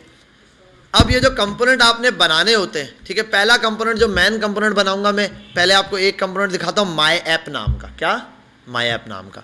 मैं इसी सोर्स के अंदर आपने बनाना है। बच्चे यहाँ क्लिक मार के बना देते हैं, वो फोल्डर बार बन रहा होता है। फोल्डर बार नहीं बनाना, आपने इस सोर्स पे क्लिक करना है बाकायदा, जब ये ओपन होगा इसके अंदर बनाना है। और यहाँ पर मैं बना देता हूँ ऐप। और सबसे बेसिक चीज़ इंपॉर्टेंट ऐप का बनाते हुए पहली चीज़ इसके अंदर है कि आपने इसको कैपिटलाइज रखना है। क्या करना है? कैपिटलाइज रखना है इसको आपने, ये चीज़। अच्छा, आपने दिया ऐप डॉट JS। और एक और चीज़ आ जाती है यहीं पर कि कंपोनेंट्स तो हैं, कंपोनेंट्स कितने टाइप के हैं, यहाँ पर ये भी देख लेते हैं। पॉइंट ज़हन में आ गया, मैंने कहा ये भी डिस्कस कर लूँ। हमारे पास कंपोनेंट कितने टाइप के, ये चीज़ देखनी है। हमारे पास बेसिक जो कंपोनेंट है ना, वो है दो टाइप के। एक कंपोनेंट है क्लास बेस और एक है फंक्शनल। आजकल सिर्फ ये यूज होते हैं मार्केट में, बहुत कहीं एक आध जगह दो जगह आप बोलोगे क्लास कंपोनेंट की जरूरत पड़ती है, वो कर लेते हैं, वरना क्लास कंपोनेंट कोई नहीं। क्लास कंपोनेंट असल में कॉन्सेप्ट होता है ऑब्जेक्ट ओरिएंटेड का। ये चीजें अपने पास लिख लें, आपको याद नहीं भी रहेंगी। ऑब्जेक्ट ओरिएंटेड हमारे पास प्रोग्रामिंग लैंग्वेज का एक पार्ट होता है पूरा, उसमें ऊड भी आता है, ऑब्जेक्ट ओरिएंटेड डिजाइनिंग और ऑब्जेक्ट ओरिएंटेड प्रोग्रामिंग। ये चीज यूज करता है class based component, object oriented. और फंक्शनल बेस्ड कंपोनेंट हमारे पास नॉर्मल फंक्शन चलते हैं। अब फंक्शन में आपको पता है दो ही किस्म के फंक्शन हम यूज करते हैं। क्या क्या? एरो एक नॉर्मल फंक्शन होता है हमारे पास बाइनरी, और एक हमारे पास होता है एरो फंक्शन। अब एरो फंक्शन सिंपल हमने देखा हुआ है किस तरीके से काम करता है। अच्छा, क्लास बेस और इसके बारे में मैंने दो चार लाइनें लिखी हुई हैं। क्लास कंपोनेंट स्टार्ट होता है क्लास के कीवर्ड से और फंक्शनल कंपोनेंट स्टार्ट होगा फंक्शनल, ठीक है। क्लास में एक चीज लाजमी है, जब आप क्लास कंपोनेंट स्टार्ट करते हैं तो आप देते हैं क्लास का वर्ड और उसका नाम देना, क्लास का नाम, और उसके साथ एक छोटा सा वर्ड देते हैं एक्सटेंड्स। क्या देते हैं? एक्सटेंड। अच्छा, ये एक्सटेंड वर्ड भी यहाँ से आया है। इसके अंदर कुछ तरीकेकार होते हैं। ये इस वजह से इंट्रोडक्शन दे रहा हूँ क्लास का कि अक्सर कभी कभार इंटरव्यूअर पूछ लेते हैं भाई आपने क्लास, अगर वो पूछे ना, देखो सवाल सिंपल ऐसे पूछा जाएगा, सही है, रिएक्ट पे काम करते हो, कंपोनेंट क्या होते हैं? अच्छा ये बताओ क्लास बेस्ड कंपोनेंट पे काम करते हो फंक्शनल बेस्ड, तो आप फंक्शनल पे ही करोगे और डिमांड भी फंक्शनल की है, काम भी फंक्शनल पे ही करना है, ठीक है। वो यही बोलेगा। लेकिन बोलेगा अच्छा क्लास के बारे में कुछ पता है, तो आपको इतना पता होना चाहिए, जी पता है ये ऑब्जेक्ट ओरिएंटेड पे काम करता है। जब आपको क्लास कंपोनेंट बनाना होता है तो आप क्लास का कीवर्ड यूज करते हैं, उसके साथ एक्सटेंड करवा लेते हैं। क्या करवा लेते हैं? एक्सटेंड करवा। अब एक्सटेंड क्या करवा रहे थे भाई? सिंपल जो आपने बनाया एक्सटेंड, उसको एक्सटेंड कराते हैं नेक्स्ट जिसके साथ करवाना है। अभी हम क्या यूज कर रहे हैं? रिएक्ट यूज कर रहे हैं, तो हम इसको रिएक्ट एक्सटेंड, बस एक्सटेंड का वर्ड और क्लास, ये नॉर्मल दो चीजें जो हम क्लास कंपोनेंट यूज करते हैं। आज तक मैंने क्लास कंपोनेंट जावा के अलावा या आप बोल दो सी वगैरह के अलावा कहीं नहीं यूज़ किया। सी, जावा, सी शार्प, इनके अंदर हम क्लास कंपोनेंट या ऑब्जेक्ट ओरिएंटेड यूज़ करते हैं। लेकिन जब से जावा स्क्रिप्ट पे आ जाओ, रिएक्ट पे आ जाओ, इनमें आपको ये चीज़ें ज़रूरत नहीं पड़ती। हम पूरा काम करते हैं किस पर? फंक्शनल कंपोनेंट पे। अब मैं फंक्शनल कंपोनेंट ही बनाऊंगा। फंक्शनल कंपोनेंट में आ जाऊं यहाँ पर, तो फंक्शनल कंपोनेंट बनाने के लिए सबसे पहली चीज़ है आपने एक कंपोनेंट बना लेना सोर्स के नाम से। पहला कंपोनेंट ये मेरा मेन कंपोनेंट है, ये ऐप के नाम से, इसमें मेरी पूरी ऐप होनी चाहिए। अब इस ऐप को कैसे बनाता हूं मैं, इसको हमने देखना है। ये जो मैंने ऐप नाम की बनाया है, इसका फर्स्ट वर्ड कैपिटल होना चाहिए, ये मस्ट है। और इसको आप JS भी लिख सकते हो और .jsx भी लिख सकते हैं, ठीक है। JSX लिखने से क्या होगा और JS लिखने से क्या होगा? जब JSX लिखोगे तो आपका जो विजुअल स्टूडियो या कंप्यूटर है वो ज़्यादा अच्छे से इसको समझ सकता है कि भाई यहाँ पर ये JS नहीं लिख रहा, ये JSX लिख रहा है, ताकि अगर ये H1 लिख के इंटर मारे तो क्या होना चाहिए, खुद ब खुद H1 खोल के दे दे।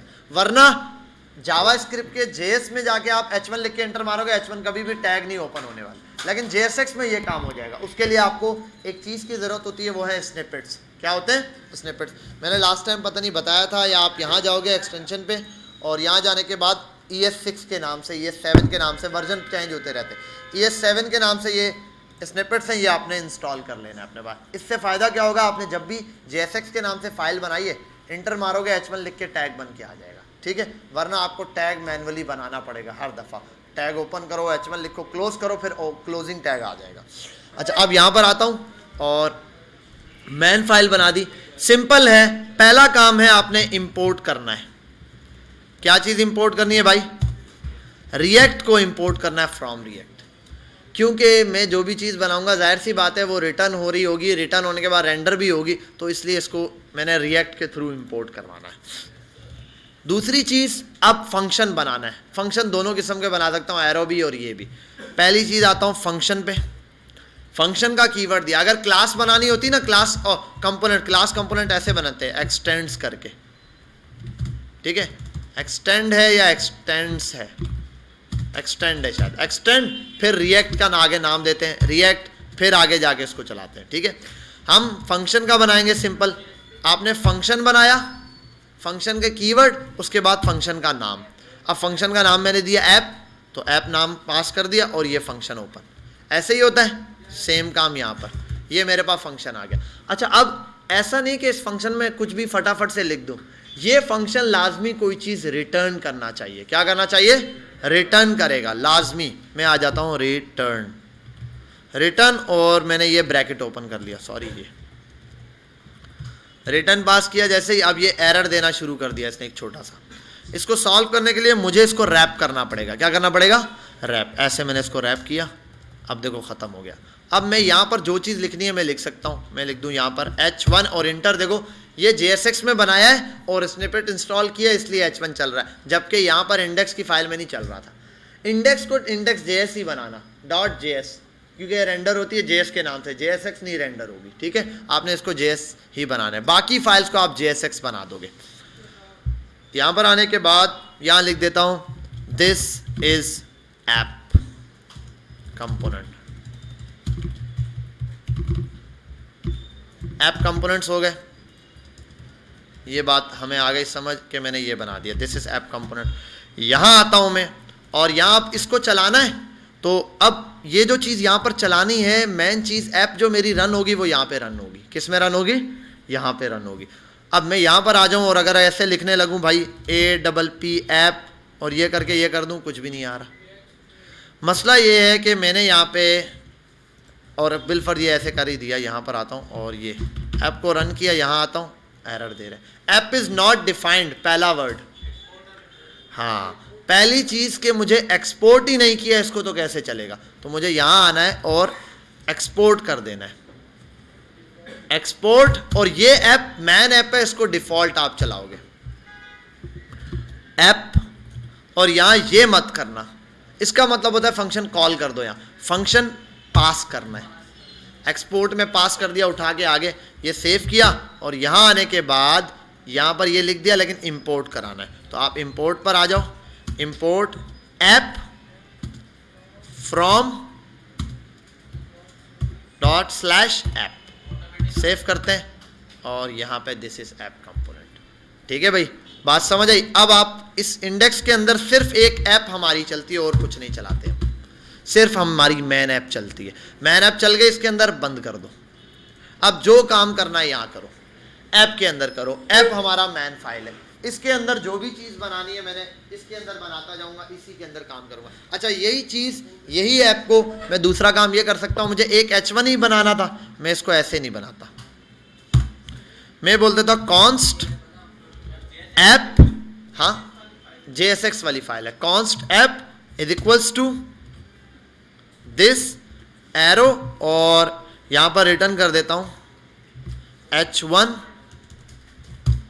और H1 में मैं लिख देता हूँ कॉन्स्ट गलत बनाया है, CONST कॉन्स्ट होता है, हेलो, ठीक है, ऐप। सेव किया, ये हेलो ऐप यहाँ पे भी चल गया। ये एरो फंक्शन और दूसरे फंक्शन में सिर्फ इतना फ़र्क है कि आपने यहाँ पर रिटर्न नहीं लिखना, सीधा यहाँ पर आगे आप एक ये काम। दूसरा ये कि आपका ये शॉर्ट स्टेटमेंट होती है, क्या होती है, देखो यही H1 मुझे जब उसमें लिखा था तो मेरा कोड लेंथी था, लेकिन ये शॉर्ट सिर्फ तभी रहता है क्योंकि अभी देखो इसमें एक तो फंक्शन का वर्ड नहीं है, उसकी जगह कॉन्स्ट है, ठीक है। दूसरा जो आप फंक्शन का नाम वगैरह किस तरीके से पास कर रहे थे, फिर आप ये करली ब्रेसिस ऑन कर रहे थे, फिर रिटर्न कर रहे थे, अब वो करने की ज़रूरत नहीं है, सीधा यहाँ पर आंसर आ गया। लेकिन ये बेस्ट है हमारे पास, ये ES6 के बाद आया है, ES7 वगैरह में आया है, लेकिन ये सिर्फ सिंगल लाइन स्टेटमेंट के लिए शॉर्ट है। किसके लिए, सिंगल लाइन। जब भी आपको जैसे इफ एल्स का काम चल रहा है, इफ एल्स बेटर है, लेकिन जब मुझे ES6 के बाद उसने टर्नरी ऑपरेटर निकाल दिया, उसने कहा भाई जब एक लाइन की सिंगल स्टेटमेंट हो, हाँ या ना, ट्रू या फॉल्स देना हो, तो इतना लंबा इफ एल्स मत बनाओ, सीधा एक टर्नरी ऑपरेटर दे दो। लेकिन हाँ जब बड़ी कंडीशन लगानी है तो फिर क्या करना पड़ेगा, फिर तो आपको यहीं जाना पड़ेगा। अब इसमें भी अगर इससे ज़्यादा बनाना पड़े, 2 हेडिंगें बनानी है, 2 हेडिंग्स पे काम करना है, अब फिर पता है क्या करना पड़ेगा, फिर आपको सिंपल करली ब्रेसेस भी लगाने पड़ेंगे यहाँ पे, ठीक है, पूरा। हाँ, फिर आप यहाँ पर आओगे और रिटर्न भी पास करोगे, जैसे दूसरा फंक्शन होता है वैसे इसको चलाओगे, रिटर्न, और यहाँ रिटर्न को यहाँ से ओपन, यहाँ से यूँ क्लोज, यहाँ जाके रिटर्न बंद कर दिया। अब आप इसको ऐसे चलाओगे। अब बाकी काम आप चला सकते हो, H1 चला दो आपने, पैराग्राफ, लॉरेम, देखो अब लॉरेम काम कर रहा है, पहले नहीं कर रहा था। और अच्छा सॉरी, इसको रैप नहीं किया, एक में सिंगल उसमें रैप करना पड़ेगा।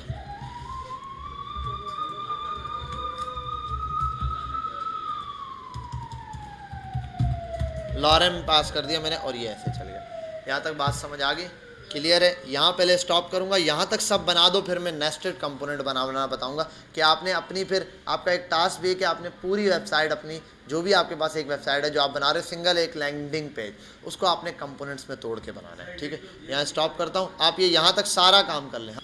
बेटा अभी जो है ना, मैंने एक कंपोनेंट बनाया था सबसे पहले, सिंपल ऐप नाम का, ठीक है।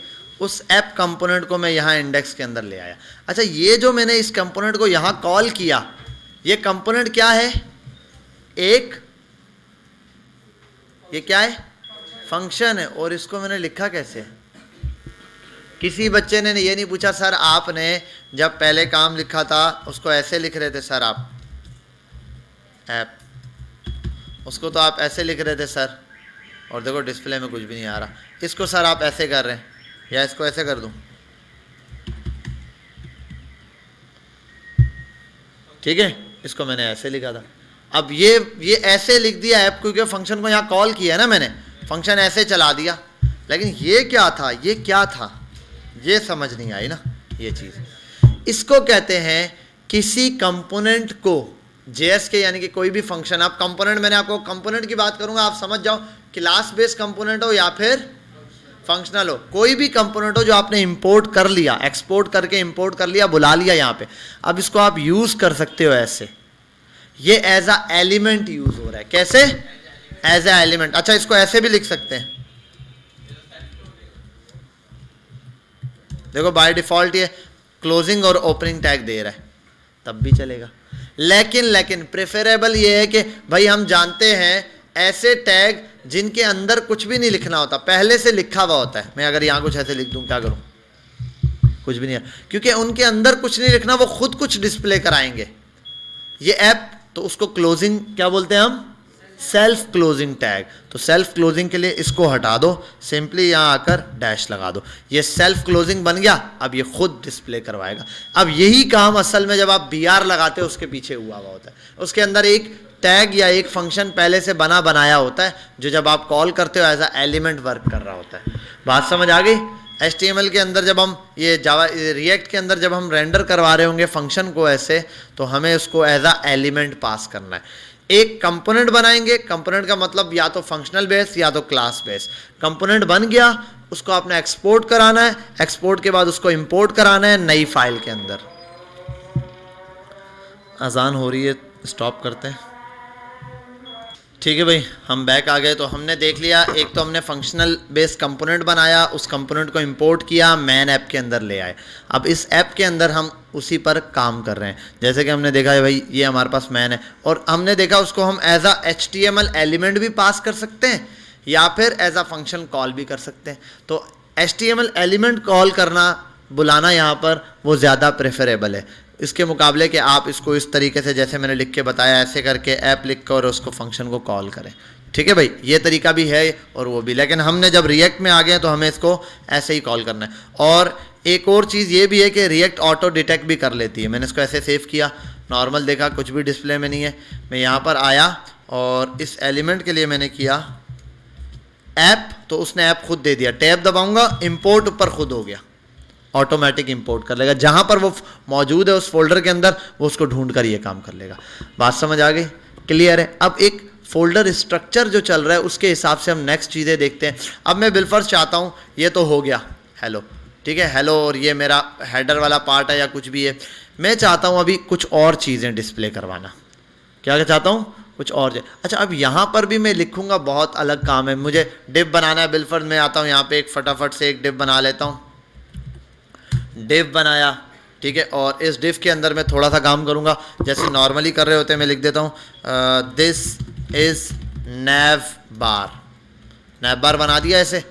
यहाँ पर आता हूँ और इसको, अब नैव बार को डिव पर आया तो नैव बार दे रहा है मुझे। अब इस पर CSS भी लगानी है मैंने, ठीक है। मैं इसको क्लास दे देता हूँ, बिलफर्ज क्लास नेम दे दिया और मैंने कहा माय बॉक्स, इसके नाम से दे दिया। अभी फिलहाल जो नॉर्मल CSS है वो लगाता हूँ मैं। यहाँ आने के बाद CSS लगाने के भी अलग तरीके। सोर्स के अंदर एक फाइल बनानी है app.css। अब यहाँ पर app.css क्यों? इंपोर्ट एक्सपोर्ट है, स्टाइल को लगाने की जरूरत नहीं है कि बाय डिफॉल्ट स्टाइल उठा। जिस चीज़ की CSS लगा रहे हो उसके नाम से बना दो, और यहाँ पर आने के बाद इंपोर्ट करा दो। इंपोर्ट सीधा ./ और app.css है तो app.css ऐसे ही लिख दो आप। इसका वो रिकमेंडेशन नहीं देगा, वो JS की फाइलों का रिकमेंडेशन ज़्यादा देता है। ये आने के बाद आपने ये दे दिया, और यहाँ आता हूँ मैं माय बॉक्स पर। माय किस नाम से बनाइए ये, हाँ वो पता है, ये कर दूँ मैं यहाँ पर। अच्छा, यहाँ पर क्लास नहीं है, क्लास नेम है, ठीक है। वो आपको मैंने लास्ट टाइम में बताया था, क्योंकि क्लास इसका कीवर्ड है। क्लास कौन सा कीवर्ड है? जो हम एक्सटेंड कर रहे होते हैं, क्लास कंपोनेंट बना रहे होते हैं। जैसे फंक्शन कीवर्ड, आप यहाँ पर किसी को नाम नहीं दे सकते, फंक्शन फंक दे सकते हो, क्लास नहीं दे सकते, ठीक है। यहाँ पर आता हूँ और मैं इसको डॉट और ये पास कर देता हूँ। यहाँ आने के बाद अब मैं इसको कलर दे देता हूँ। मैं बोल देता हूँ बैकग्राउंड कलर ब्लू, पास करता हूँ, लग गया, ठीक है। जैसे नॉर्मल काम करता हूँ, टेक्स्ट अलाइन सेंटर, ये मेरा नैप बार बन गया। क्लियर है भाई? और इसको कर देता हूँ कलर वाइट। क्या चीज़ किया था? हाँ, आप बूटस्ट्रैप भी नॉर्मल यूज़ कर सकते हैं, ठीक है, ठीक है, हम चेक कर लेंगे। अभी स्टाइलिंग की एक आध क्लास के बाद होगी। अभी तो मैं नॉर्मल बस स्टाइलिंग बता रहा हूँ। कम असल में अभी समझा सिर्फ कंपोनेंट रहा हूँ। ये तो नॉर्मल CSS चल रही है, इसमें हम मटेरियल UI वगैरह यूज़ करते हैं ज़्यादा। बूटस्ट्रैप भी इसकी अपनी वाली यूज़ करते हैं, ठीक है। नॉर्मल बूटस्ट्रैप वगैरह यूज़ करना बता दूंगा। अभी तो यहाँ आता हूँ, मैं आया क्लास नेम पर, माय बॉक्स पास किया, दिस इज नैप बार, ऐसे पास कर दिया मैंने इसको, ठीक है। ये एक कंपोनेंट बन गया। अब आता हूँ दूसरा कंपोनेंट बनाने के लिए। क्या चीज़ करने के लिए? दूसरा कंपोनेंट मुझे बनाना है। तो मैं यहाँ पर आता हूँ दूसरे कंपोनेंट के लिए। अब इसके नीचे ये नैप बार है मेरा, अब इसके नीचे एक और डिव बनाना है, ठीक है। और ये एक और काम कर रहा है डिव, इसके अंदर मेरे बिलफर्ज कार्ड्स होंगे, ठीक है। मैं यहाँ पर आ गया, उसको मैंने क्लास नेम पास किया और मैंने कहा मैन, ठीक है। और मैन को हाइट विड्थ वगैरह दे देता हूँ या पैडिंग वगैरह पास करता हूँ। डॉट मैन पास किया, ठीक है। और मैन को समझने के लिए बॉर्डर दे देता हूँ 2px का, सॉलिड ब्लैक कलर का। एक तो बॉर्डर पास किया, ये नॉर्मली मेरे पास इसका बॉर्डर आ गया, जैसे मैंने इस पर 2px बॉर्डर पास किया। और साथ में इसको पैडिंग वगैरह दे सकता हूँ मैं दे देता हूँ पैडिंग 10px की, तो ये ऐसे वाजे नज़र आ जाएगा, ठीक है। अब यहाँ पर मैं कुछ भी लिख सकता हूँ, इसके अंदर काम कर सकता हूँ। लिखता हूँ लॉरेम और ऐसे ढेर लग जाएगा, ठीक है। लॉरेम आ जाएगा मेरे पास। अब इसके नीचे बिलफर्ज एक और चीज़ बनाइए, ये हो गई एक पार्ट, इसके नीचे यहाँ आता हूँ एक और बना देता हूँ मैन, इसके नीचे मैं बोल देता हूँ फुटर, फुटर और ये कर देता हूँ फुटर, ये फुटर का कोड है, सही है। और फुटर के लिए भी कॉपी करूँगा ये, और यहाँ आऊँगा इसी चीज़ को, सॉरी डॉट फुटर, यहाँ से यहाँ तक कॉपी पेस्ट, ठीक है, फुटर भी बन गया ऐसे। लेकिन एक और दोनों में एक एक चीज़ ऐड कर देता हूँ मैं, यहाँ पर आता हूँ, यहाँ पर आता हूँ, इंटर करता हूँ, H1 लिखता हूँ और लिख देता हूँ दिस इज़ फुटर, और इसके लिए लिख देता हूँ मैन। अब ये ऐसे कोड बढ़ता जा रहा है, क्या होता जा रहा है, मेरा कोड बहुत ज़्यादा लेंथी होता जा रहा है। लेकिन ये कि बेटा यहाँ फोकस करें खामोशी के साथ, यहाँ, लेकिन कोड मेरा बहुत ज़्यादा बढ़ता जा रहा है, ये ऐसे होता जा रहा है। तो ये काम हम नहीं करते रिएक्ट में। यहाँ पर आता हूँ, जैसे अब देखो ऐप की फाइल कितनी साफ़ सुथरी है, index.js पर आया, मैंने कहा वाओ क्लियर है, कितना आसान है, ऐप को इंपोर्ट किया, यहाँ पर ऐप मौजूद है, सारी चीज़ें मेरी इस मैन ऐप की फाइल के अंदर होंगी। इंडेक्स को बंद कर दिया। तो मैं यहाँ पर भी ऐसे नहीं करूँगा, अब मैं बनाता हूँ नेस्टेड कंपोनेंट्स। क्या बनाता हूँ, नेस्टेड कंपोनेंट। क्या होते हैं वो इधर आता हूँ, यहाँ पर आप सोर्स की फाइल ओपन करो, सोर्स में मेजर दो चीज़ें होनी चाहिए, app.jsx और index.jss, बस मैन ये होगा। ऐप के अंदर आपकी पूरी एप्लीकेशन होगी और ये ऐप पास हो रहा होगा index.js में, index.js होगी, .jsx नहीं बनाना है इंडेक्स की फाइल को, क्योंकि js की फाइल आगे पास होगी। यहाँ पर app.jsx चलाओगे आप। यहाँ तक बात समझ गए। अब अगली फाइलें कहाँ बनानी, आप यहाँ इसी के अंदर एक फोल्डर बनाओगे, इसको बोलते हैं फोल्डर का स्ट्रक्चर, कंपोनेंट, ठीक है, कंपोनेंट्स बना दो ये। अब ये जो कंपोनेंट बना ये सोर्स के अंदर है, सोर्स के अंदर कंपोनेंट, इस कंपोनेंट के अंदर आप कंपोनेंट बनाना शुरू कर। एक कंपोनेंट में बनाता हूँ nav_jsx, और सॉरी .jsx कर देता हूँ इसको, .jsx एक ये बनाता हूँ। दूसरा बनाता हूँ मैं क्या था, नैव बार के नीचे मैंने मैन बनाया हुआ था, चलो man.jsx एंटर। फिर बनाता हूँ यहाँ पे footer.jsx, लेकिन सबका पहला लफ्ज कैपिटल, क्योंकि कंपोनेंट्स बना रहा हूँ। बन गए, कितने कंपोनेंट हो गए भाई, index.js को तो बंद कर दो, ये कंपोनेंट का फोल्डर src में बनाओगे आप, src के अंदर कंपोनेंट का फोल्डर, ठीक है, और कंपोनेंट्स पास। अब यहाँ पर आता हूँ, कंपोनेंट्स बनाना शुरू करता हूँ। अब बारी बारी सबके लिए मुझे ये app.js जैसा कोड बनाना है, तो इसके लिए आप ये काम मत करो, ठीक है, बहुत ईजी सा काम यूज़ करना है। आप यहाँ पर आओ, इंडेक्स नैव बार पे आए, पहले नैव बार वाला काम करते हैं, सबके अंदर चीज़ें बनाना शुरू कर देते। नैव बार पे अब आपने स्निपेट्स डाउनलोड कर लिए, आपके पास स्निपेट से एक फ़ायदा हो गया कि वो आपको 2-3 कीवर्ड देता है। RFC लिखो, देखो ये आ रहा है, रिएक्ट फंक्शनल कंपोनेंट, RFC से रिएक्ट फंक्शनल कंपोनेंट देगा, और RAFC से रिएक्ट एरो फंक्शनल कंपोनेंट देगा। आपको जो चाहिए, एरो फंक्शनल चाहिए एरो, देखो सब कुछ बना हुआ आ गया, कुछ करने की ज़रूरत नहीं है। बस अब मैंने इस डिफ के अंदर है ना, यहाँ आओ, नैव बार का ये डिफ है, इसको कॉपी करो, यहाँ आओ नैव बार में, इस डिफ को यहाँ पेस्ट कर दो। और ये फर्स्ट जो है ना, अच्छा ये कॉपी नहीं हुआ सही से, कट हो गया, क्या हुआ, Ctrl+X, यहाँ आया, इसको यहाँ पेस्ट किया, और नैव बार हो गया ये, और इसको खाली छोड़ देता हूँ, इसको भी और इसको भी, डी, और इसको भी खाली कर दिया, ठीक है भाई, ये मेरे पास खाली रैप हो गया। नैव बार मेरा यहाँ बन गया, ठीक है, ये नैव बार है, इसके अंदर नैव बार का कोड है। इस फाइल को कर दिया मैंने, एक्सपोर्ट भी हो रहा है डिफ़ॉल्ट, ये यहाँ से। अब सर ये डिफ़ॉल्ट हो रहा है, ऐप तो डिफ़ॉल्ट है भाई, ये इस वजह से डिफ़ॉल्ट हो रहा है, इसके अंदर से नैव बार है ना, इस फाइल के अंदर एक डिफ़ॉल्ट चल सकता है, चला दिया। यहाँ आया मैन में, मैन को भी बोला RAFC बना देता हूँ, आ गया, इसके अंदर इसका मैन का कोड आएगा, इसको सिंपल ऐसे वाले में रैप कर देता हूँ मैं, Alt Shift से सेटिंग हो जाती है इसकी, आपको पता है। मैन का कोड उठाता हूँ, cut it from here, man में पेस्ट कर देता हूँ, ये करता हूँ सिंपल, और ये मैन का काम भी ख़त्म। फुटर पर आता हूँ, फुटर के लिए ये चीज़ है, इसको कट करता हूँ, यहाँ से फुटर में लाना है, RAFC, एरो फंक्शन बनाया, इसको भी सिंपल ये कर दिया। अब देखना कोड कितना ज़बरदस्त, अभी तो खिचड़ी लग रही होगी आपको, लेकिन ये कितना ज़बरदस्त वाइंड अप हुआ आपको पता ही नहीं चला होगा। ऐप को भी बंद कर दो, इसकी CSS लगी हुई है, इन सब की फिलहाल CSS बताऊंगा कैसे आपने यूज़ करनी है, इनको बाद में देखते हैं। यहाँ पर आया, अब इधर क्या करना है, ये ऑन करो। क्या चीज़ चाहिए पहले मुझे, नैव बार, नैव सॉरी NA स्मॉल क्यों है, NAV नैव और BAR बार, नैव बार स्लैश दबा के ये कर दिया, सॉरी टैब मैंने नहीं दबाया, NAV नैव BAR, नैव बार टैब दबा के ये किया, और इसने इंपोर्ट क्यों नहीं किया, एक एरर तो नहीं है, मैंने नैव बार देख लूँ मैं, फंक्शन प्रॉपर बनाया है, बाय डिफ़ॉल्ट हुआ है, चलो डिफ़ॉल्ट बाय डिफ़ॉल्ट मैं इसको ऐसे कर दूंगा। ऐप पर आता हूँ, यहाँ एक नैव बार ले आया मैं, और नैव बार कहाँ से लाया, यही काम मैंने करना है इसके अंदर। यहाँ पर आता हूँ मैं, इसको ऐसे छोड़ देता हूँ, यहाँ आने के बाद इंपोर्ट करता हूँ नैव बार को।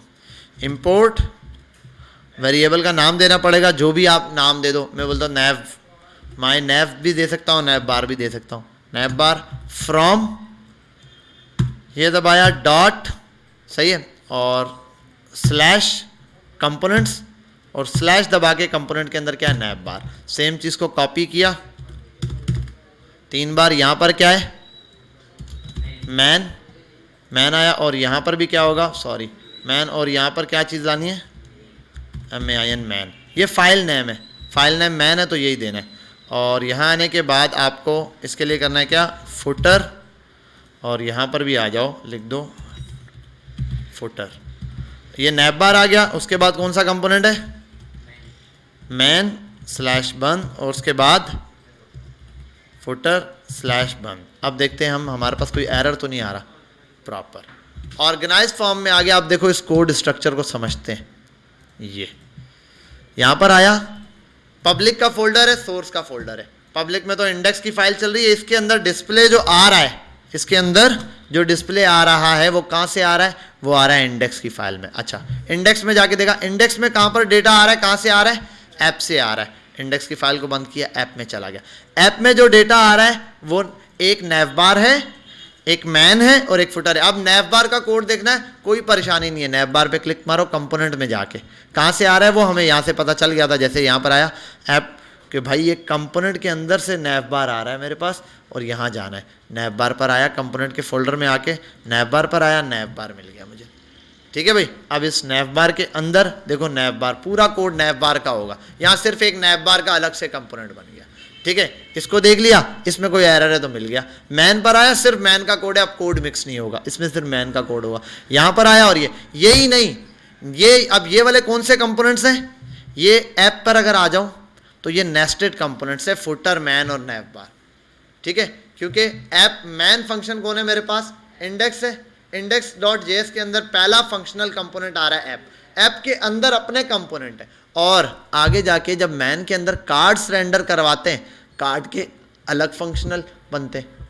अब मैन के अंदर तो बहुत पार्ट होगा ना, मैन के अंदर हीरो सेक्शन अलग है, तो एक पार्ट कंपोनेंट बनेगा किसका, हीरो सेक्शन का, फिर और पार्ट अलग है वो अलग बनेगा। जितने पार्ट से उतने कंपोनेंट्स बना दो, आपको इस कोड को, स्ट्रक्चर को समझना बहुत इजी हो जाएगा।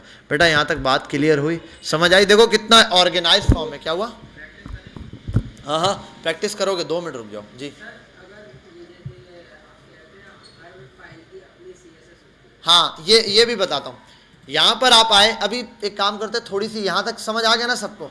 अच्छा, अब ये सब पे CSS कैसे लग रही है भाई, एक ये सवाल है। पहले तो नैव बार पे तो कोई CSS नहीं, मसला ये है ऐप के अंदर ये सब आए हुए हैं ना, ऐप में मैन CSS है, इस वजह से ये मैन CSS सबकी उठा रहा है।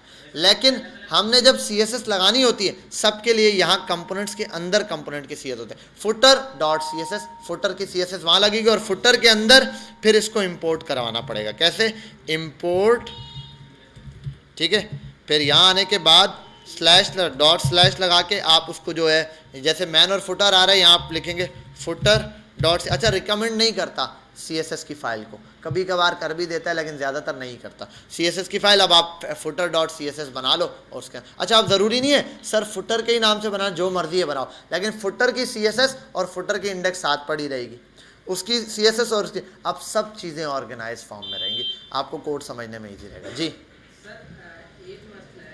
क्या? जो भी है फुटर जो कॉल हो रहा है, हाँ, वो end of the day app वाले फोल्डर में, हाँ, ऐप के, app.css है। हाँ, अब भाई ऐप से CSS उड़ा दो, ऐप में क्या करना है CSS को, ऐप में CSS का काम ही नहीं है। जब तुम नैवबार की CSS नैवबार में लगा दोगे खत्म होगी कहानी, इसकी CSS इसमें लगा दोगे खत्म कहानी, इसकी CSS इसमें लगा दोगे खत्म। हाँ, अब अगर ऐप में चलाओगे ना, जैसे ऐप में ये होता है, अगर आपकी एप्लीकेशन छोटी सी है, आपने एक लैंडिंग पेज बनाना है, CSS कितनी लाएगी, 20 लाइन तक जाएगी। नैवबार की दो कंपोनेंट नैवबार के लग रहे हैं, 2 कंपोनेंट मैन के चला दूंगा, 2 ये खत्म। ये चलाना है तो आप एक ही CSS ऐप की बना दो कि पूरी एप्लीकेशन की एक CSS है। लेकिन आपका बड़ा प्रोजेक्ट है, काफ़ी सारा काम है, फिर आप हर एक की ये CSS, हर एक की क्या, एक कार्ड का कंपोनेंट बनाओगे, उस कार्ड की CSS भी अलग होगी। अब देखो CSS में आपके पास यही तो प्रॉब्लम होती है, वो लंबी CSS जा रही होती है, ढूंढते रहो बाद में, और मसला ये एक जैसा नाम नहीं रख पाते, फिर आप डरते हो यार कार्ड दे, अरे कार्ड तो ऊपर भी बनाया हुआ था, प्रॉब्लम होती है। अब यहाँ प्रॉब्लम नहीं, अलग फाइल में कार्ड बनाया, बेशक कॉल करो, चलाते रहो, कोई पंगा नहीं है, ठीक है। अभी फिलहाल मैं इसको स्टॉप करता हूँ। CSS की स्टाइलिंग, बूटस्ट्रैप की स्टाइलिंग, इसकी पूरी एक क्लास है, हमारा 3rd या 4th वीक है, जिसके अंदर हमने बूटस्ट्रैप की स्टाइलिंग, ये सारी चीज़ें समझनी है। तो अभी फ़िलहाल आप कंपोनेंट्स पे ध्यान दें, स्टाइलिंग को ख़ास ना देखें। स्टाइलिंग सिंपल इसके अंदर करो। अभी एक फाइल है आपके पास, बस app.css यहाँ पे करो। अभी तो मैंने इनलाइन CSS भी नहीं पढ़ाई, इंटरनल CSS भी नहीं पढ़ाई, वो और डिफ़िकल्ट है, लेकिन अभी मैं डिफ़िकल्ट नहीं बनाना चाहता, आसान से सिर्फ कंपोनेंट्स को समझो। और ये तो अभी आपने सब ने कंपोनेंट्स बनाने 4-5, एक वेबसाइट का थोड़ा सा लेआउट तैयार करो, यहाँ पे ये बनाओ फटाफट से, ठीक है। यहाँ मैं स्टॉप करता हूँ। अभी हम यहाँ क्लास को स्टॉप करेंगे। बस जो लोगों के पास, जिनके पास एरर आ रहा है ना मॉड्यूल का, और वो कह रहा है, हाँ उसमें लिखा हुआ होता है NPM, ठीक है, क्रिएट रिएक्ट ऐप, उसका वर्जन जो है 5.0 है, पुराना चल रहा है, वो नहीं हो रहा, तो उसके लिए आपके पास हल ये, आप विंडोज़ R CMD ओपन कर लो। ये ओपन करने के बाद आपने एक कमांड चलानी है, 2 वो मैं आपको बता देता हूँ। पहली कमांड होगी npm uninstall -g globally.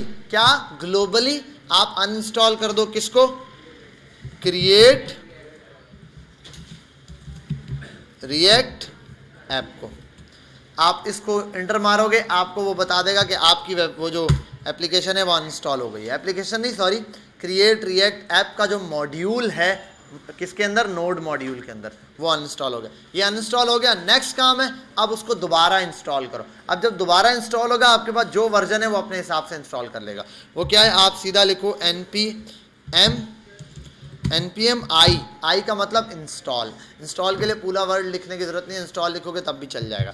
npm i और आप लिख दो क्रिएट रिएक्ट ऐप, और इससे पहले -g लगा के ग्लोबली भी कर सकते हो, वरना ग्लोबली खुद उठा लेगा, क्योंकि मैंने इसको विंडो, अच्छा ये फोल्डर के अंदर जाके मत करना, आप फोल्डर में जाके कर रहे हो वहाँ जाके, क्योंकि मसला ये ग्लोबली चल रहा है, विंडो R दबा के CMD ऑन करना, फिर यहाँ जो मसला मॉड्यूल का आ रहा है वो सॉल्व हो जाएगा। और अभी ये एरर इस वजह से दे रहा है, इंटरनेट नहीं चल रहा, हमारे पास मॉड्यूल डाउनलोड नहीं कर सकता। तो यहाँ हम इस क्लास को इंशाल्लाह स्टॉप करते हैं, तो नेक्स्ट में मुलाकात होगी। बेटा आपका टास्क अपलोड हो जाएगा। पिछला टास्क तो सिंपल है कि आपने index.js और इंडेक्स की फ़ाइल बनानी थी, बस। इस वाले में आपने नैवबार का काम करना है, ये जो मैं बताऊंगा पूरा अपलोड करूंगा। कल की क्लास कंप्लीट होगी ना, तो कल असाइनमेंट दूंगा आपको। 1 मिनट।